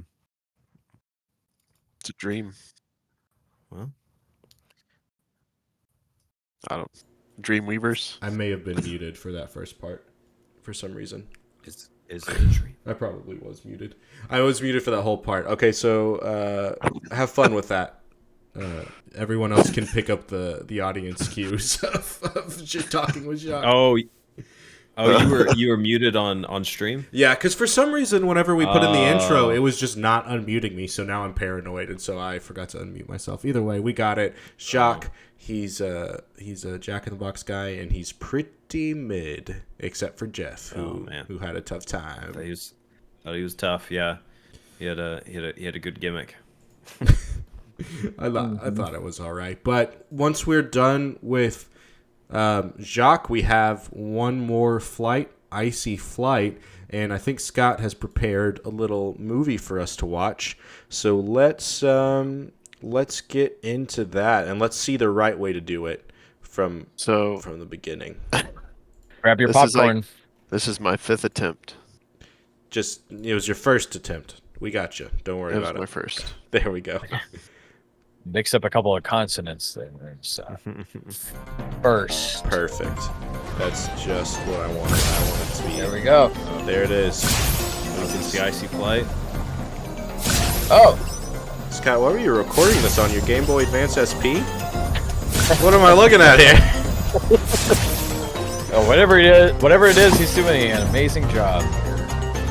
Pretty sure I'd be in the water somehow, even though all the objectives are 90 feet above the water. I did the lamps like last. So is this supposed to be similar to the first world that we did? Because I see the train and the...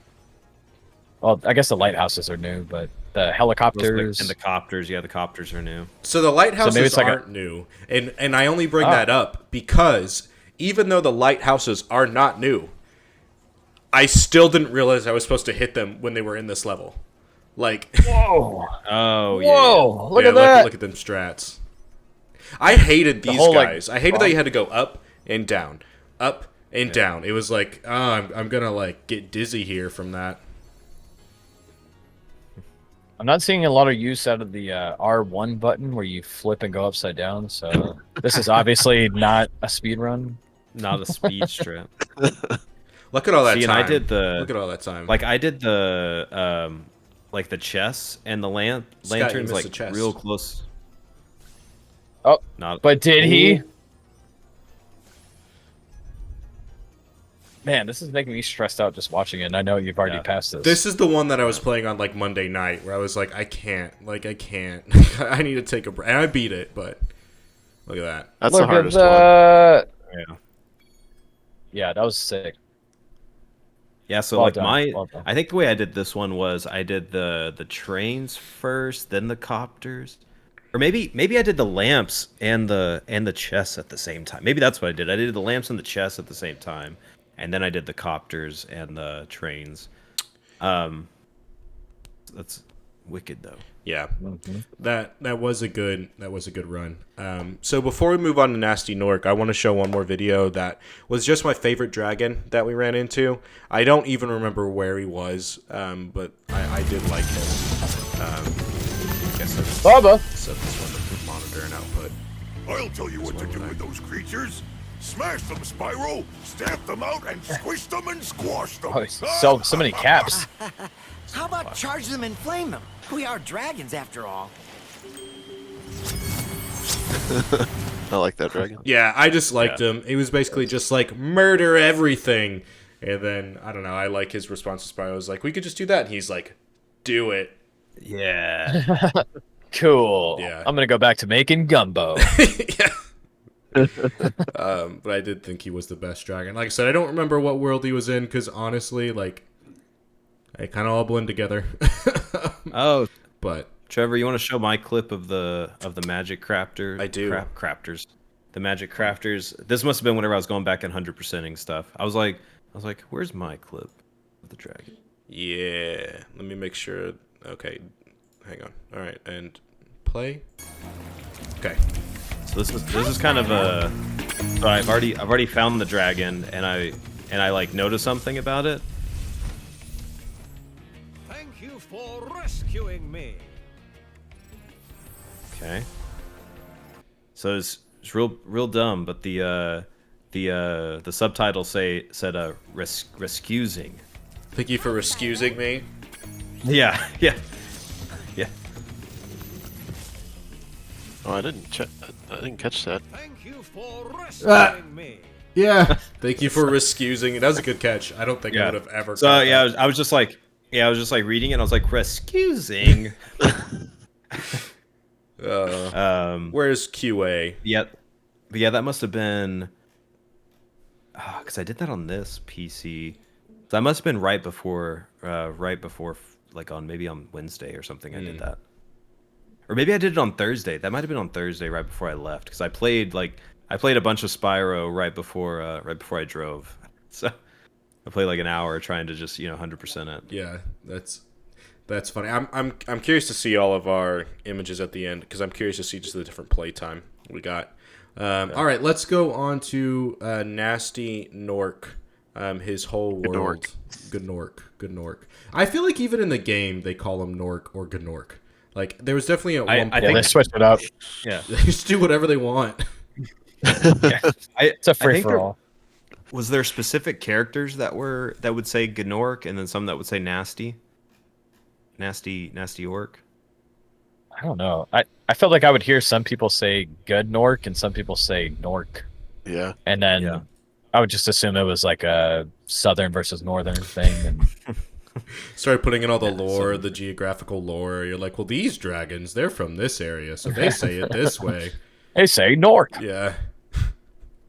Oh boy. But yeah, so his hub world was lame, I guess, because basic, yeah. It's not a hub world. You could tell this was the point where they're like, all right, let's wrap this game up. They ran out of budget. Yeah, they're like, let's get it out there. Let's start making some money. But this is it. You can essentially see it. There's one dragon in the middle, and then it leads to 4 worlds, I think. Yeah. Well, it's 4 worlds and one of them being the bonus. Yeah. So 3 worlds. One being the boss and one being the bonus, right? One being Ganasty Gnork or Nasty Nork.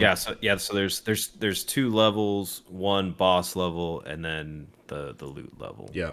And then there's no flight level on this one. Now, I was thinking whenever I first talked to, I believe it's like the dragon in the middle, and he's like, Spyro goes like, well, what is this? And he's like, oh, you got to beat all 5 levels or something like that. But then only 3 were available. And I was like, oh, okay, is this going to be some kind of like Kingdom Hearts Organization 13 where I go back and fight like all the old bosses? And then it's just going to be like just like a free-for-all thing. But no, it was more just of the same thing. And then, yeah, I'm sure we'll get to the end later. But yeah, I was kind of disappointed that it was kind of more of the same. It just felt like any other ordinary level up until the point where you get to the end. Yeah. I don't know. So like, let's start with the Nork Cove. I agree that it definitely was just a regular level. I did like the mechanics of the barrels though. I liked the barrels. The barrels were fun. Yeah. I did think it was fun. I did blow myself. I blew myself up a couple times with them on accident, but yeah. So it was interesting because those barrels, if you hit the metal barrels like right before they fully came up, they just exploded and you would take damage. But if you waited for them to fully arise, all of a sudden that was okay. And I was just like, I feel like that was probably some like programmer thing where they're like, we don't know what to do, or like the game is in some weird state where if Spyro, like hits the barrels while they're still coming up, it glitches, and they're like, let's just make it kill him. Breaks. Yeah. Yeah, like it breaks the physics. Yeah. Does it kill you or just do damage? It just hurts you, but you can die from it, as I found. Yeah. So I died. I died doing that, and then there's at least one point in this level where they kind of set it up for it to be like a chain reaction thing, like where there's I think maybe there's one guy that's on top of each barrel or something like that. Yeah. And I tried to like run into something to get them to like all kind of blow up and explode, and somehow I ended up blowing myself up and dying. I was like, oh, yeah, sucked. Yeah, it definitely tried to do some stuff with physics, but it's obviously not a physics game, and this is like the only time I'm really in there, so it's like it wasn't too bad. But you could tell that just was not set up for stuff like that. Other than that, I think the level is pretty much walk down a path, play with the barrels, and get to the end. Scott, did I miss anything that I should point out about that level? No. Yeah. Keep in mind with these last levels, you have to get to the end to progress to the next one. Like if you just exit the level, that's like it won't let you progress. That is interesting because I did use the exit level quite a bit. Whenever I was just, I didn't know if you could use the exit level. Like, are you talking about you could use the exit level and like still have, and like it would count all the gems you'd gotten and dragons? Yeah, it'll count, but in these particular levels at the end, you have to get to that whirlwind at the end that takes you back to the hub world. I think that makes sense, honestly, considering how linear they are. But overall, I think decent level. And let's go into the last one before the boss, which is the Twilight Harbor.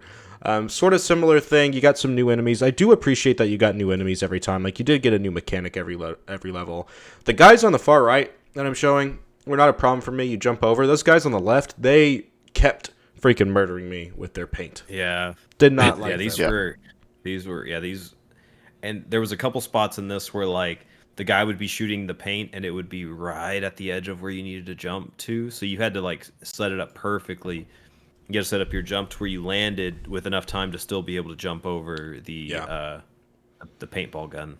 They definitely. Yeah, these enemies for me had these were probably the worst enemies for me, because I think what one of them tried to accomplish was hitting you in a horizontal pattern across the screen, and the other one tried to hit you at like a Z axis part of the screen. And so if you weren't jumping at any point to get into that Y axis, then you were probably going to get murdered by this. But the guy that was going horizontal also kind of had like a bit of a hump to the horizontal, so you had to get like at the right angle, and that's where I was finding the most trouble. But once I learned to just keep jumping over it, then and like take out one, spin around, take out the other, then it became a lot easier. But I definitely kept dying to these guys for some reason.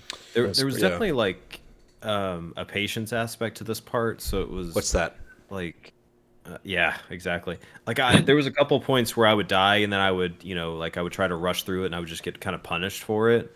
And I think those guys with the paintball guns like kind of, I don't know, ground you.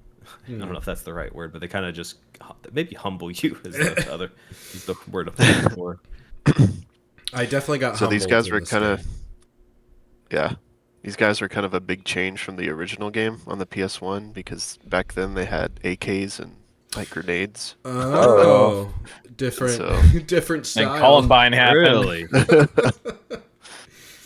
That's I don't blame them for updating it, but also like I don't think I would have thought it was weird if they weren't updated. You know what I mean? Yeah. That is great. I'm trying to see if I can find a screenshot of the original. Let me phrase that. I'm trying to see if I can find a screenshot of the original in decent timing. So they're called Nork Commandos and Machine Gunners. So that might... Nork Commandos. They didn't even change the name. They couldn't call them like paintball enthusiasts or something. Yeah. Oh yeah, they straight up do have guns.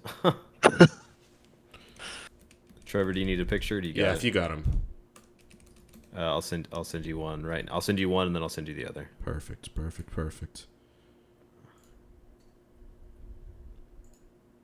I said, professional. Those Nork. I like them. Oh, machine gunners. Okay. Oh boy! All right. Machine gun killers. Let's get these guys set up. These are great. I'm a big fan. Oh, that's the same picture. I can't find the one with the grenades, but I think that's All right. Here we go. All right, there they are. That was the original. I love. I don't know. I'm a big fan of the whole style of the original one. I love how like serious they look. Like they are not fucking around. Like that guy is ready to fuck you up. It makes sense since it's the last level before Nasty Nork. Yeah. I found it, Trevor. I found the grenade one. Oh boy. Here you go. I like that he has like barbed wire wrapped around the front of his gun just in case Spyro tried to. Is that a barbed wire, or is that supposed to be like the muzzle? I think it's supposed to be the muzzle. I think it is supposed to be the muzzle. Why is the muzzle only covering 50% of the gun? I think it's like, it looks like it's almost like clipping through the polygon of the barrel. Yeah, that's some classic PSX jank, PS1. Which I love. I'm not gonna like. I absolutely love our PSX style graphics. I actually like it more than Nintendo 64 style because I don't like the way Nintendo 64 blurs textures. But yeah, there's those bad boys ready to ruin your day. Was that also a PSX on the right? Mm-hmm. Yeah. Yeah. Oh wow. I mean, it feels like it was almost like PS2 versus PS1 because you have some of the rounded like spherical body and helmet. I think it's just the I don't know what's going on with I don't know what's going on with this gun. It's kind of like slopping down. Yeah. Probably throw some fire on the gun. But yeah, you got like the Raspberry Beret, which is actually just a scarlet beret made out of blood from his enemies. And then he has like the weird thing is like he has a red dot on him, as if that's supposed to be like another enemy is pointing a gun at him. Pointing a perhaps. gun. I wonder if it's supposed to be just like a badge or something. I don't know. I do love that the shield, or that the grenade guy has a shield, has a little wooden shield. Like that'll protect him. Like I'm Just all in right. case. Yeah, I'll be safe. I think those are some great original designs. Honestly, even Look at the perspective though on the feet.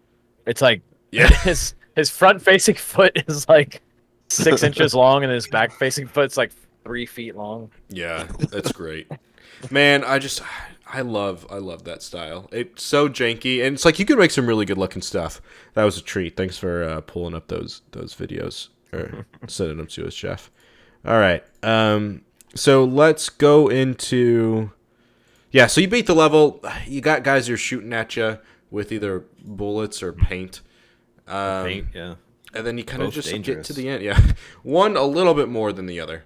I'll let you decide which. So we get to Gnasty Gnorc. I'm just gonna do both. Gnasty Gnorc or Nasty Gnorc.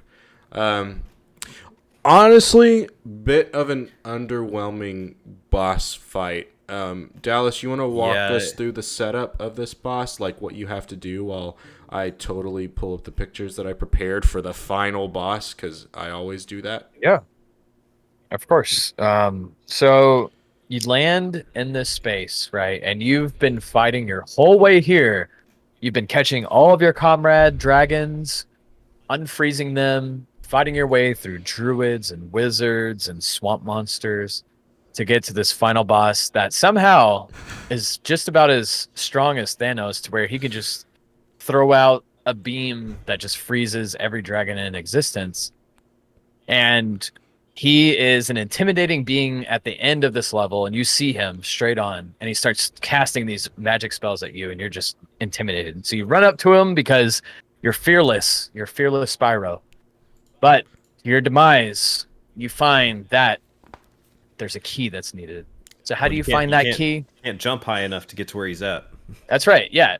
You need to jump high enough. You need a key slot, and you turn around and guess who's there? It's the little hee ha ha little boys that have been just tormenting you throughout this entire game with the dragon eggs that you never find out what they do unless you're 120%. I don't know if they explain that later. But anyway, you end up chasing these guys through the entire map that's on the first floor there. It's just like a big arena, and it has little different hallways and corridors that you have to run it into to catch these guys. You catch them, you grab the key, you go and you try to insert it, but nope. There's another room in that in one of these other corridors that's locked. You need to unlock that. Go chase another little dude. You catch him, and now you can go up and fight. I think so. Yep. Because you put the key. Yeah.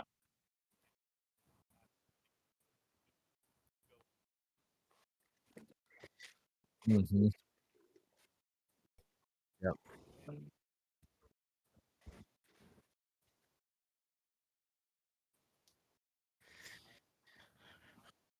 Yeah. Oh yeah. Yeah, one thing I didn't like about the mechanic of this level was you have to chase the thieves, which is fine. You chase the thieves, you get the 2 keys, you unlock the ability to start chasing Nasty Gnorc. If you die at any point, you have to do that whole part again. And I died. I think I died twice. I died once because you're chasing him, and I don't know if it's explicitly told, and Scott may be able to correct me if I'm misspeaking, but I feel like what you're supposed to do is you're chasing him, and you chase him kind of in a circle, like it's a loop through the level. And it's almost like if you don't get there fast, like if you don't chase after him fast enough, he just starts the loop over again. So at one point I was chasing him, and I got I was trying to like hold down square or I guess that's square or X on if you're on an Xbox. And I ended up like running, and I ended up falling off the ledge, and I tried to like jump, and I just fell off, and so I had to do that whole part over again. I think after I'd already hit him once or something like that. So, it was kind of one of those things where they make you repeat the same part just for the sake of doing it. Yeah, but you get forced to run as fast as you can, so it's kind of a catch-22 on you don't want to fall off, but you have to run fast enough so that you can actually hit them. Yeah. And then I think the next time I died was you're running in a circle, you're running in a loop around it, and then as soon as you hit him, he goes into another area, and you kind of have to like jump and fly across platforms that are disappearing as he moves across them. And I missed one of those jumps, and so I had to go all the way back from like the second level, the second wave, which was brutal. Yeah, you can kind of get got here, I would say. I do think it's disappointing because kind of pretty much what this boss turns into is it just turns into the same thing that you've been fighting throughout this entire thing. It's just there he is running away as Dallas was hyping him up. Hard, though. Like he really isn't that hard. No, he's not bad. He's more annoying than anything. Yeah. He was.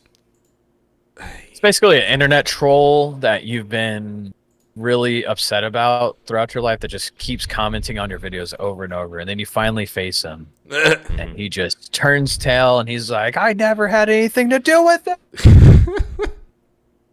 Yeah, it was overwhelming, I would say, for sure. But I mean, I'm glad it wasn't a pain in the ass. I think I would rather it be underwhelming than being a pain in the ass. I think there are a couple other games that like have a game that comes to my mind is Luigi's Mansion 3. Like it's a pretty easy game, and then that final boss will kick your butt. And I did enjoy it a bit because it was doable, but sometimes I don't know. This wasn't that case. It was just like, oh, all right, do the same thing and you're done. And once you do that, it cuts to a pre-rendered cutscene of Spyro rolling in and basically going, all right, now I need 100% the game. And then I said, power off. I think it drops you back in Nasty Nork's lair, and you talk to somebody, and he says like, hey, this spot right here is whatever. I think there's loot or something in here, and you just need to go and find all the dragons, the gems, and eggs, and come back. Yep. Trevor, you can pop up the screenshot I sent of the flying thing, and it says like wild flight or something like that. Let me find it. Do you want to show our completion rates first? Let's do it. I was gonna say, I mean, once you either way, because what ended up happening to me was I was playing on, and I mentioned it. I played Wild Flight in the car while I was waiting for to go to an appointment, and I know I saved it, and I know that I joined it back to the network, but I beat this entire game and I only had 11,700. I was like, what the heck, dude? And it turns out that my Wild Flight didn't count, so I had to go back and do it twice. Just what you wanted. Yeah. So I had beat the game, and then one of the levels I had missed. I think it was like Lofty Lair or something like that. I had also completely missed that level, and I think I mentioned it earlier. So I ended up having whatever that is, like 11,400 or something, and I was like, what did I miss? Or 11,500. And so I had to go back and do that level. And then I was like, then I had 11,700 and had to go back and do Wild Flight. Yeah, I remember you mentioning some of that with the ROG Ally and the Steam Safe. So yeah, what a rough life. It was weird. It was weird that it didn't save it like it said. Yeah, it should have done its job, and it didn't. Yeah. All right, let's go through our completion rates. I don't know whose is whose. It might be a little hard to see on the screen. Let's see. Oh yeah, I can't see. All right, so the 120% is Jeff Rooney's there, in case you couldn't tell. I think I know which one is D-Town's. The 3. Oh, his is the 69%, right? Yeah, 69%. That's right. Yep. Man, Classic. Dang, That's it's- actually harder to hit than a 120. Just in case anybody wants to know. man, it's Yeah. Scott got the one. Is that Look at that Scott, I assume time. that's you, right? It ain't And he me. did it in 3 hours. He did it in half the time. Yeah. Like, Does that say a man 3 hours? Who knows what he wants? Yeah. He wants to 3 hours and 100% 23 Spyro. minutes. Wow, he did Man. it faster than I did, and did it and did twice the amount of completion. That I Yeah. did. That's Man. crazy. He's built better. Mhm. Yeah. What They is don't call him the Spyro Scoo for nothing. what's the speed run on that? What's Yeah, the world but I guess record? at the same time though, Scott, you've played. Do you 100% this, or do you 120% this game every time you play it? Yeah. All right. So Okay, Scott, so- you only need you're to able to beat beat it just in like. Oh, go ahead. well for the world record, Scott. It was placed just 7 months ago. You only need to beat 24 minutes and 57 seconds. You're almost there. For 100%? For 120%. 120. Oh my gosh. Wow. You're almost there, bud. 24 minutes. I don't even know what they do. Like, It might be like a glitch run or something like that. But That is very impressive. Man. But I guess Scott, at the same time, you're probably able to. Are you getting all the gems for each level, like as you're going through? Like you're just playing each level once? yeah. Yeah. Okay. it is interesting. It shows my time is 4 hours and 35 minutes because Steam shows my play time is like 6 hours. I don't know if I just had it on idle or something like that. Six and a half. Wait. Steam shows my playtime as 15 hours for this game, and so It's all those resaves. Oh, I guess so. Yeah. so you guys have 14,000 gems, but there's only 12,000 gems on the thing, or Yeah. that's where the extra 20% comes from, I guess. Yeah. Is that Got actually it. 120% though? That's 1.16 to 116%. Yeah. That's funny. And I was kind of curious on this game because it was like Loading and freeing Loading and- dragons. Okay, that makes sense. Because I was just like, it didn't feel like I beat the game in 4. It definitely felt like 6 hours. That's interesting that loading doesn't count. Because definitely on like whenever you do like a speed run, there was an in game time and there was like another time. But that's interesting. So Gotcha. Well, because like I mean Pon the Bonbon's calling me out for cheating, which I 100% admit. I 120% admit that I cheated. Like whenever I was looking at videos, it was like had 120% the level, and it was getting all the skill points as well, which I did not do. I didn't get all the skill points. yeah. Oh man, you have to get all the skill points too. Oh, Interesting. that's pretty brutal. Yeah, Trevor, I guess if you the game is The cheating. game is cheating. Oh, okay, yeah. You actually 170% of the game, Jeff. Little Yeah. did you know. Yeah. Scott, what is your Trevor, hour? do you want to show the? Hang on, I got was one gonna say, question do you want for to show Scott. the video of me playing the? I do. But before we do that, before we get to the secret level that I did not get to, Scott, what is your Steam playtime of Spyro, the whole trilogy? Steam? Yeah. Oh, I played it on Xbox. Oh, lame. I want to know what your time was because I know you've played the game so much. I was hoping it'd be like, and that's my last 3 hours. Now I'm at 120. All right. Anyway. Oh, let me see on Steam. I have played it on Steam though. Oh, so you're a multi-console Spyro enjoyer. Well, yeah, and I think in the first episode he said that he's played it on Switch as well. He's actually 120% it on every console. All 3 games. I wouldn't be. He probably has, honestly. Let me see. But yeah, as soon as you load into the level, I'll kind of. I think it's like a minute clip at the very beginning of me playing it. So 12 hours. Oh yeah, I'm underwhelmed. I'm about as whelmed as I am from the boss fight. I want the real numbers. Show me the real numbers, Scott. All right. Let's go through the intro to the last world, which I have not seen, so I'm excited to see what this looks like. Go. All right, so this is me loading into the level for the first time, That's loud. and And I'm very confused. Like, I'm looking around and I'm like, I don't know where to go. I'm like, there's like, what am I supposed to do? Trevor, what am I supposed to do? You're supposed to jump. Just jump. Yeah. Jump. Yeah. Jump So and die. Go into the lava. But I'm just like, yeah, I'm just like looking. I'm like, man, and I know I can't swim. This man cannot swim. So I am just very confused. I'm like, I think I can make this. Can jump. you fly? Do you have big fly in this level? Yep. Oh, is that what happened? Because I saw you dive Yeah. down, so you just have big fly. But they don't like They don't tell you that. Like, yeah, they don't tell you that. So that's not something I'm used to. Yeah. And so it happens. I think I do it again. I'm like, I think I can maybe make it or something. Or I think I jump off pretty quickly, and then I kind of figure it out. What's the big fly? Yeah, there it is. Yeah, so that was me. Like that and lava I think as soon looks so good, though. Like, yeah, it really does. What a good-looking game. The lava looks better than Mario 64. There we go. So then, yeah, you Well, just hold big on. fly. What is that? Yeah, I've never But they seen that don't- skill. They don't tell you. Scott, was that a speed run, 100% on each game? That 15 hours? Speedrun? I mean, No, is that your equivalent of a speed run? Did you 100% it on Steam? Yeah. All three okay. games. All three games in 15. I feel like all three Yeah, games in it's 15 crazy. hours is pretty good. It's pretty admirable, yeah. Yeah.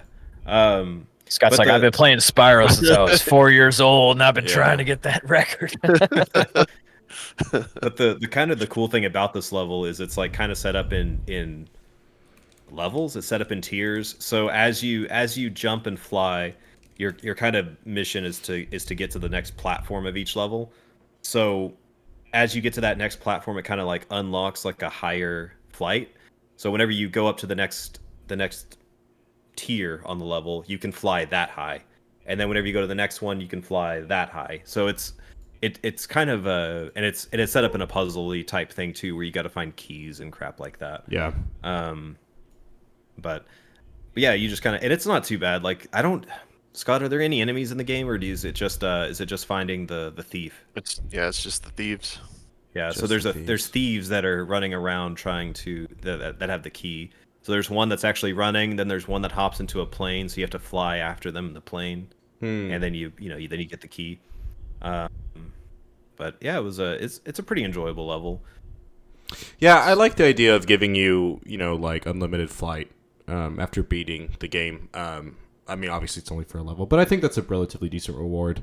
Real quick, I did look up the speed run for the trifecta, which is all games. And the current speed run in game time, is an hour and a half. Total time 3 hours. It was made 8 months ago on the Xbox Series X. So Scott, if you can just get that time down just a little bit, you'll be winning it, bud. You got this. All right, let's go on to the last video of the evening, which is apparently you get a different ending if you 120%. Where's it at? And the only thing I'll say is I was kind of in the middle of recording this, and so like randomly I ended up cutting out a bit of audio just because I guess I tabbed out of Windows. so like 5 seconds of it doesn't have audio. I've literally never lost audio, so I'm gonna judge you super hard about it. Yeah. Ever. All right, let's cut it off. All right. Ooh, is that an achievement I heard? Whoa. So you end up 100% level complete. and this thing is kind of set up to where, like, as soon as you go into that part of the area, I think you may only have like 1,000 gems, but as soon as you walk into that area, there's just a bunch laying around, and you get the last 1,000 from there, or something like that. You get like a big chunk of them. Right here. I somehow I tabbed out. I had audio. He's looking the fly. shades. He's looking fly. I'll just hear what he's saying in my head. How do you feel? I feel You can see my little cursor like coming over. Yeah. Come back. They're playing basketball with a sheep. I like that he calls him Bob because it's like Bob's Games or whatever. Toys for Bob. Toys for Bob, yeah. So Bob's the one interviewing him. That's pretty clever. Breaking the fourth wall. You need a good adversary. And I felt that Nasty, in spite of his misguided nature, was a worthy opponent. Was it Bob in the original? Uh-oh. Scott? Yeah. Oh, okay, so that's just convenient. Oh, I do like Spyro's shades. He is looking smug, and I appreciate that. He deserves it. But yeah, just it straight up just sets it up for the next game, I guess. Yeah. But you don't have to save dragons in the next game, right? Isn't that what you said, Scott? Yeah, no. You're No in a dragons. totally different realm. Now you gotta save your skin, your dragon skin. So overall, I enjoyed playing Spyro a lot more than I did as a kid. Like I said, I didn't beat the first Spyro because I don't remember the last half of the game at all. But I definitely beat Spyro 2, at least, because I remember fighting Reptar. I've definitely fought. I definitely fought Ripto. So overall, I think let's kind of go over. Let me pull up Metacritic. I forgot to do that because I forgot that we do that. But honestly, I still think Spyro is fine. It's not my favorite game. It's a lot of the things I didn't like about it came in the last half, which is mainly sort of like the confusing design. And it's like that sort of stuff. I don't know, like it annoys me a bit. Well, I also think of like, I know Skylar was playing with us for a bit and she rage quit, which is totally fair because sometimes the controls just aren't super smooth. But it's not bad. So I definitely would give this a lot better review than I would as a kid. I'm thinking it's honestly, for me personally, it's probably a solid 7. This is an 8. I will give Spyro a 6 out of 10.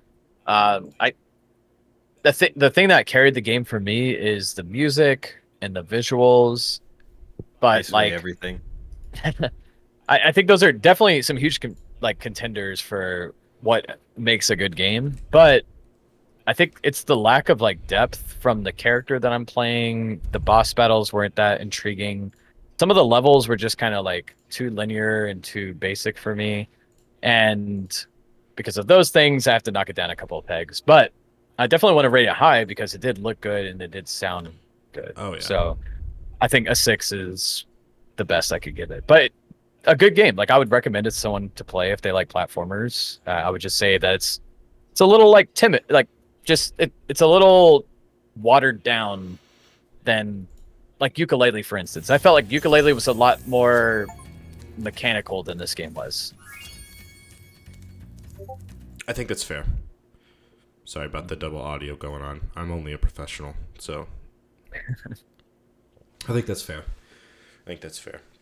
Jeff, what are you at? I think you said an 8. Yeah, I'd say an 8. I mean, I don't think the game was particularly difficult, but at the same time, like I had a generally good time with it.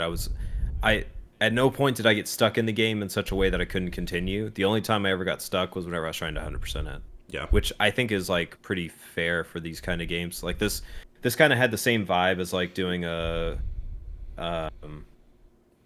like maybe like a, well, maybe not quite Lego Star Wars, but it's like that type of collectathon where you just go back, like you can finish the whole game and you'll end up having 50% or something like that, and then you can go back and finish getting everything, and it's, you know, it's really just there if you want to do it. You don't have to do it. Yeah. But I liked it, and I liked all the unique characterizations of the different dragons. I know they weren't like that in the original game, but I liked that they all had their own mannerisms and whatnot. Yeah. If I were to rate this game solely on like graphics, it would like be a 9.5 out of 10. I don't know. It looks great. All right, Scott, walk us through your final numbers. So for nostalgia's sake, I would say an 8 out of 10. Out of the trilogy, this is my least favorite. The second one being my favorite, but I was going to ask you that actually, what your favorite one was.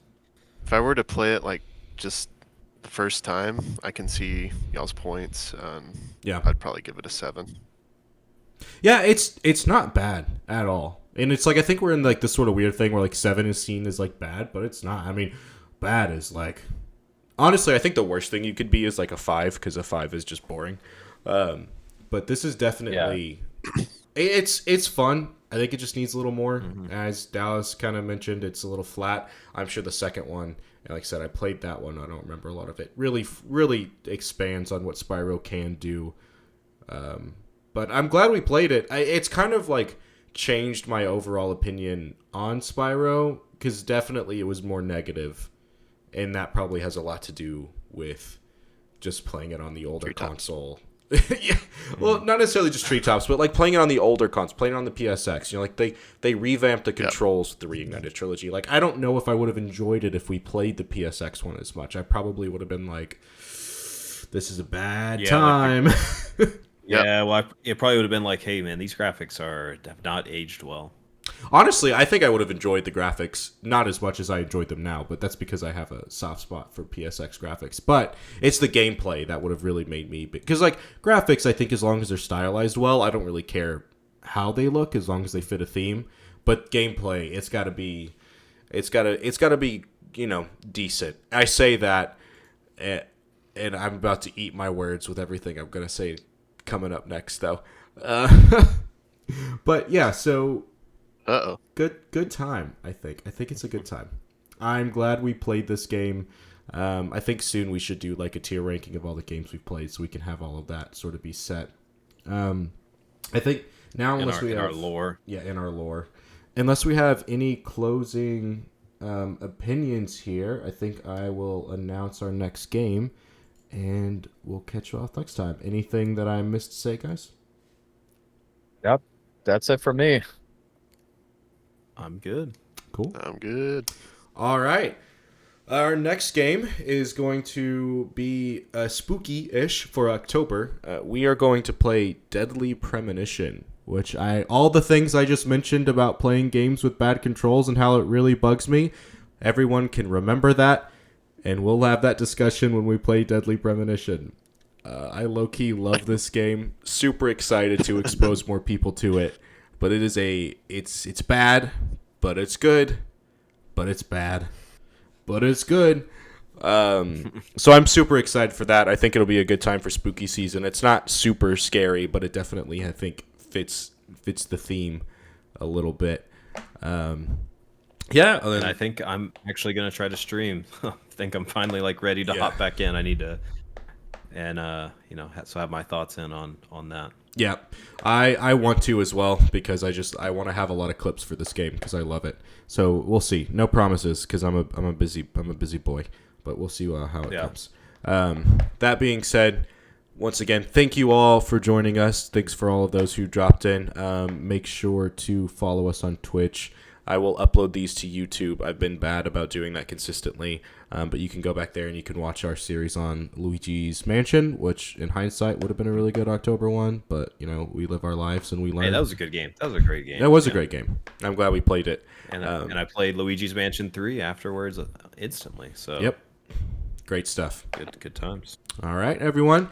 Thanks for joining. We'll see y'all next time. Peace.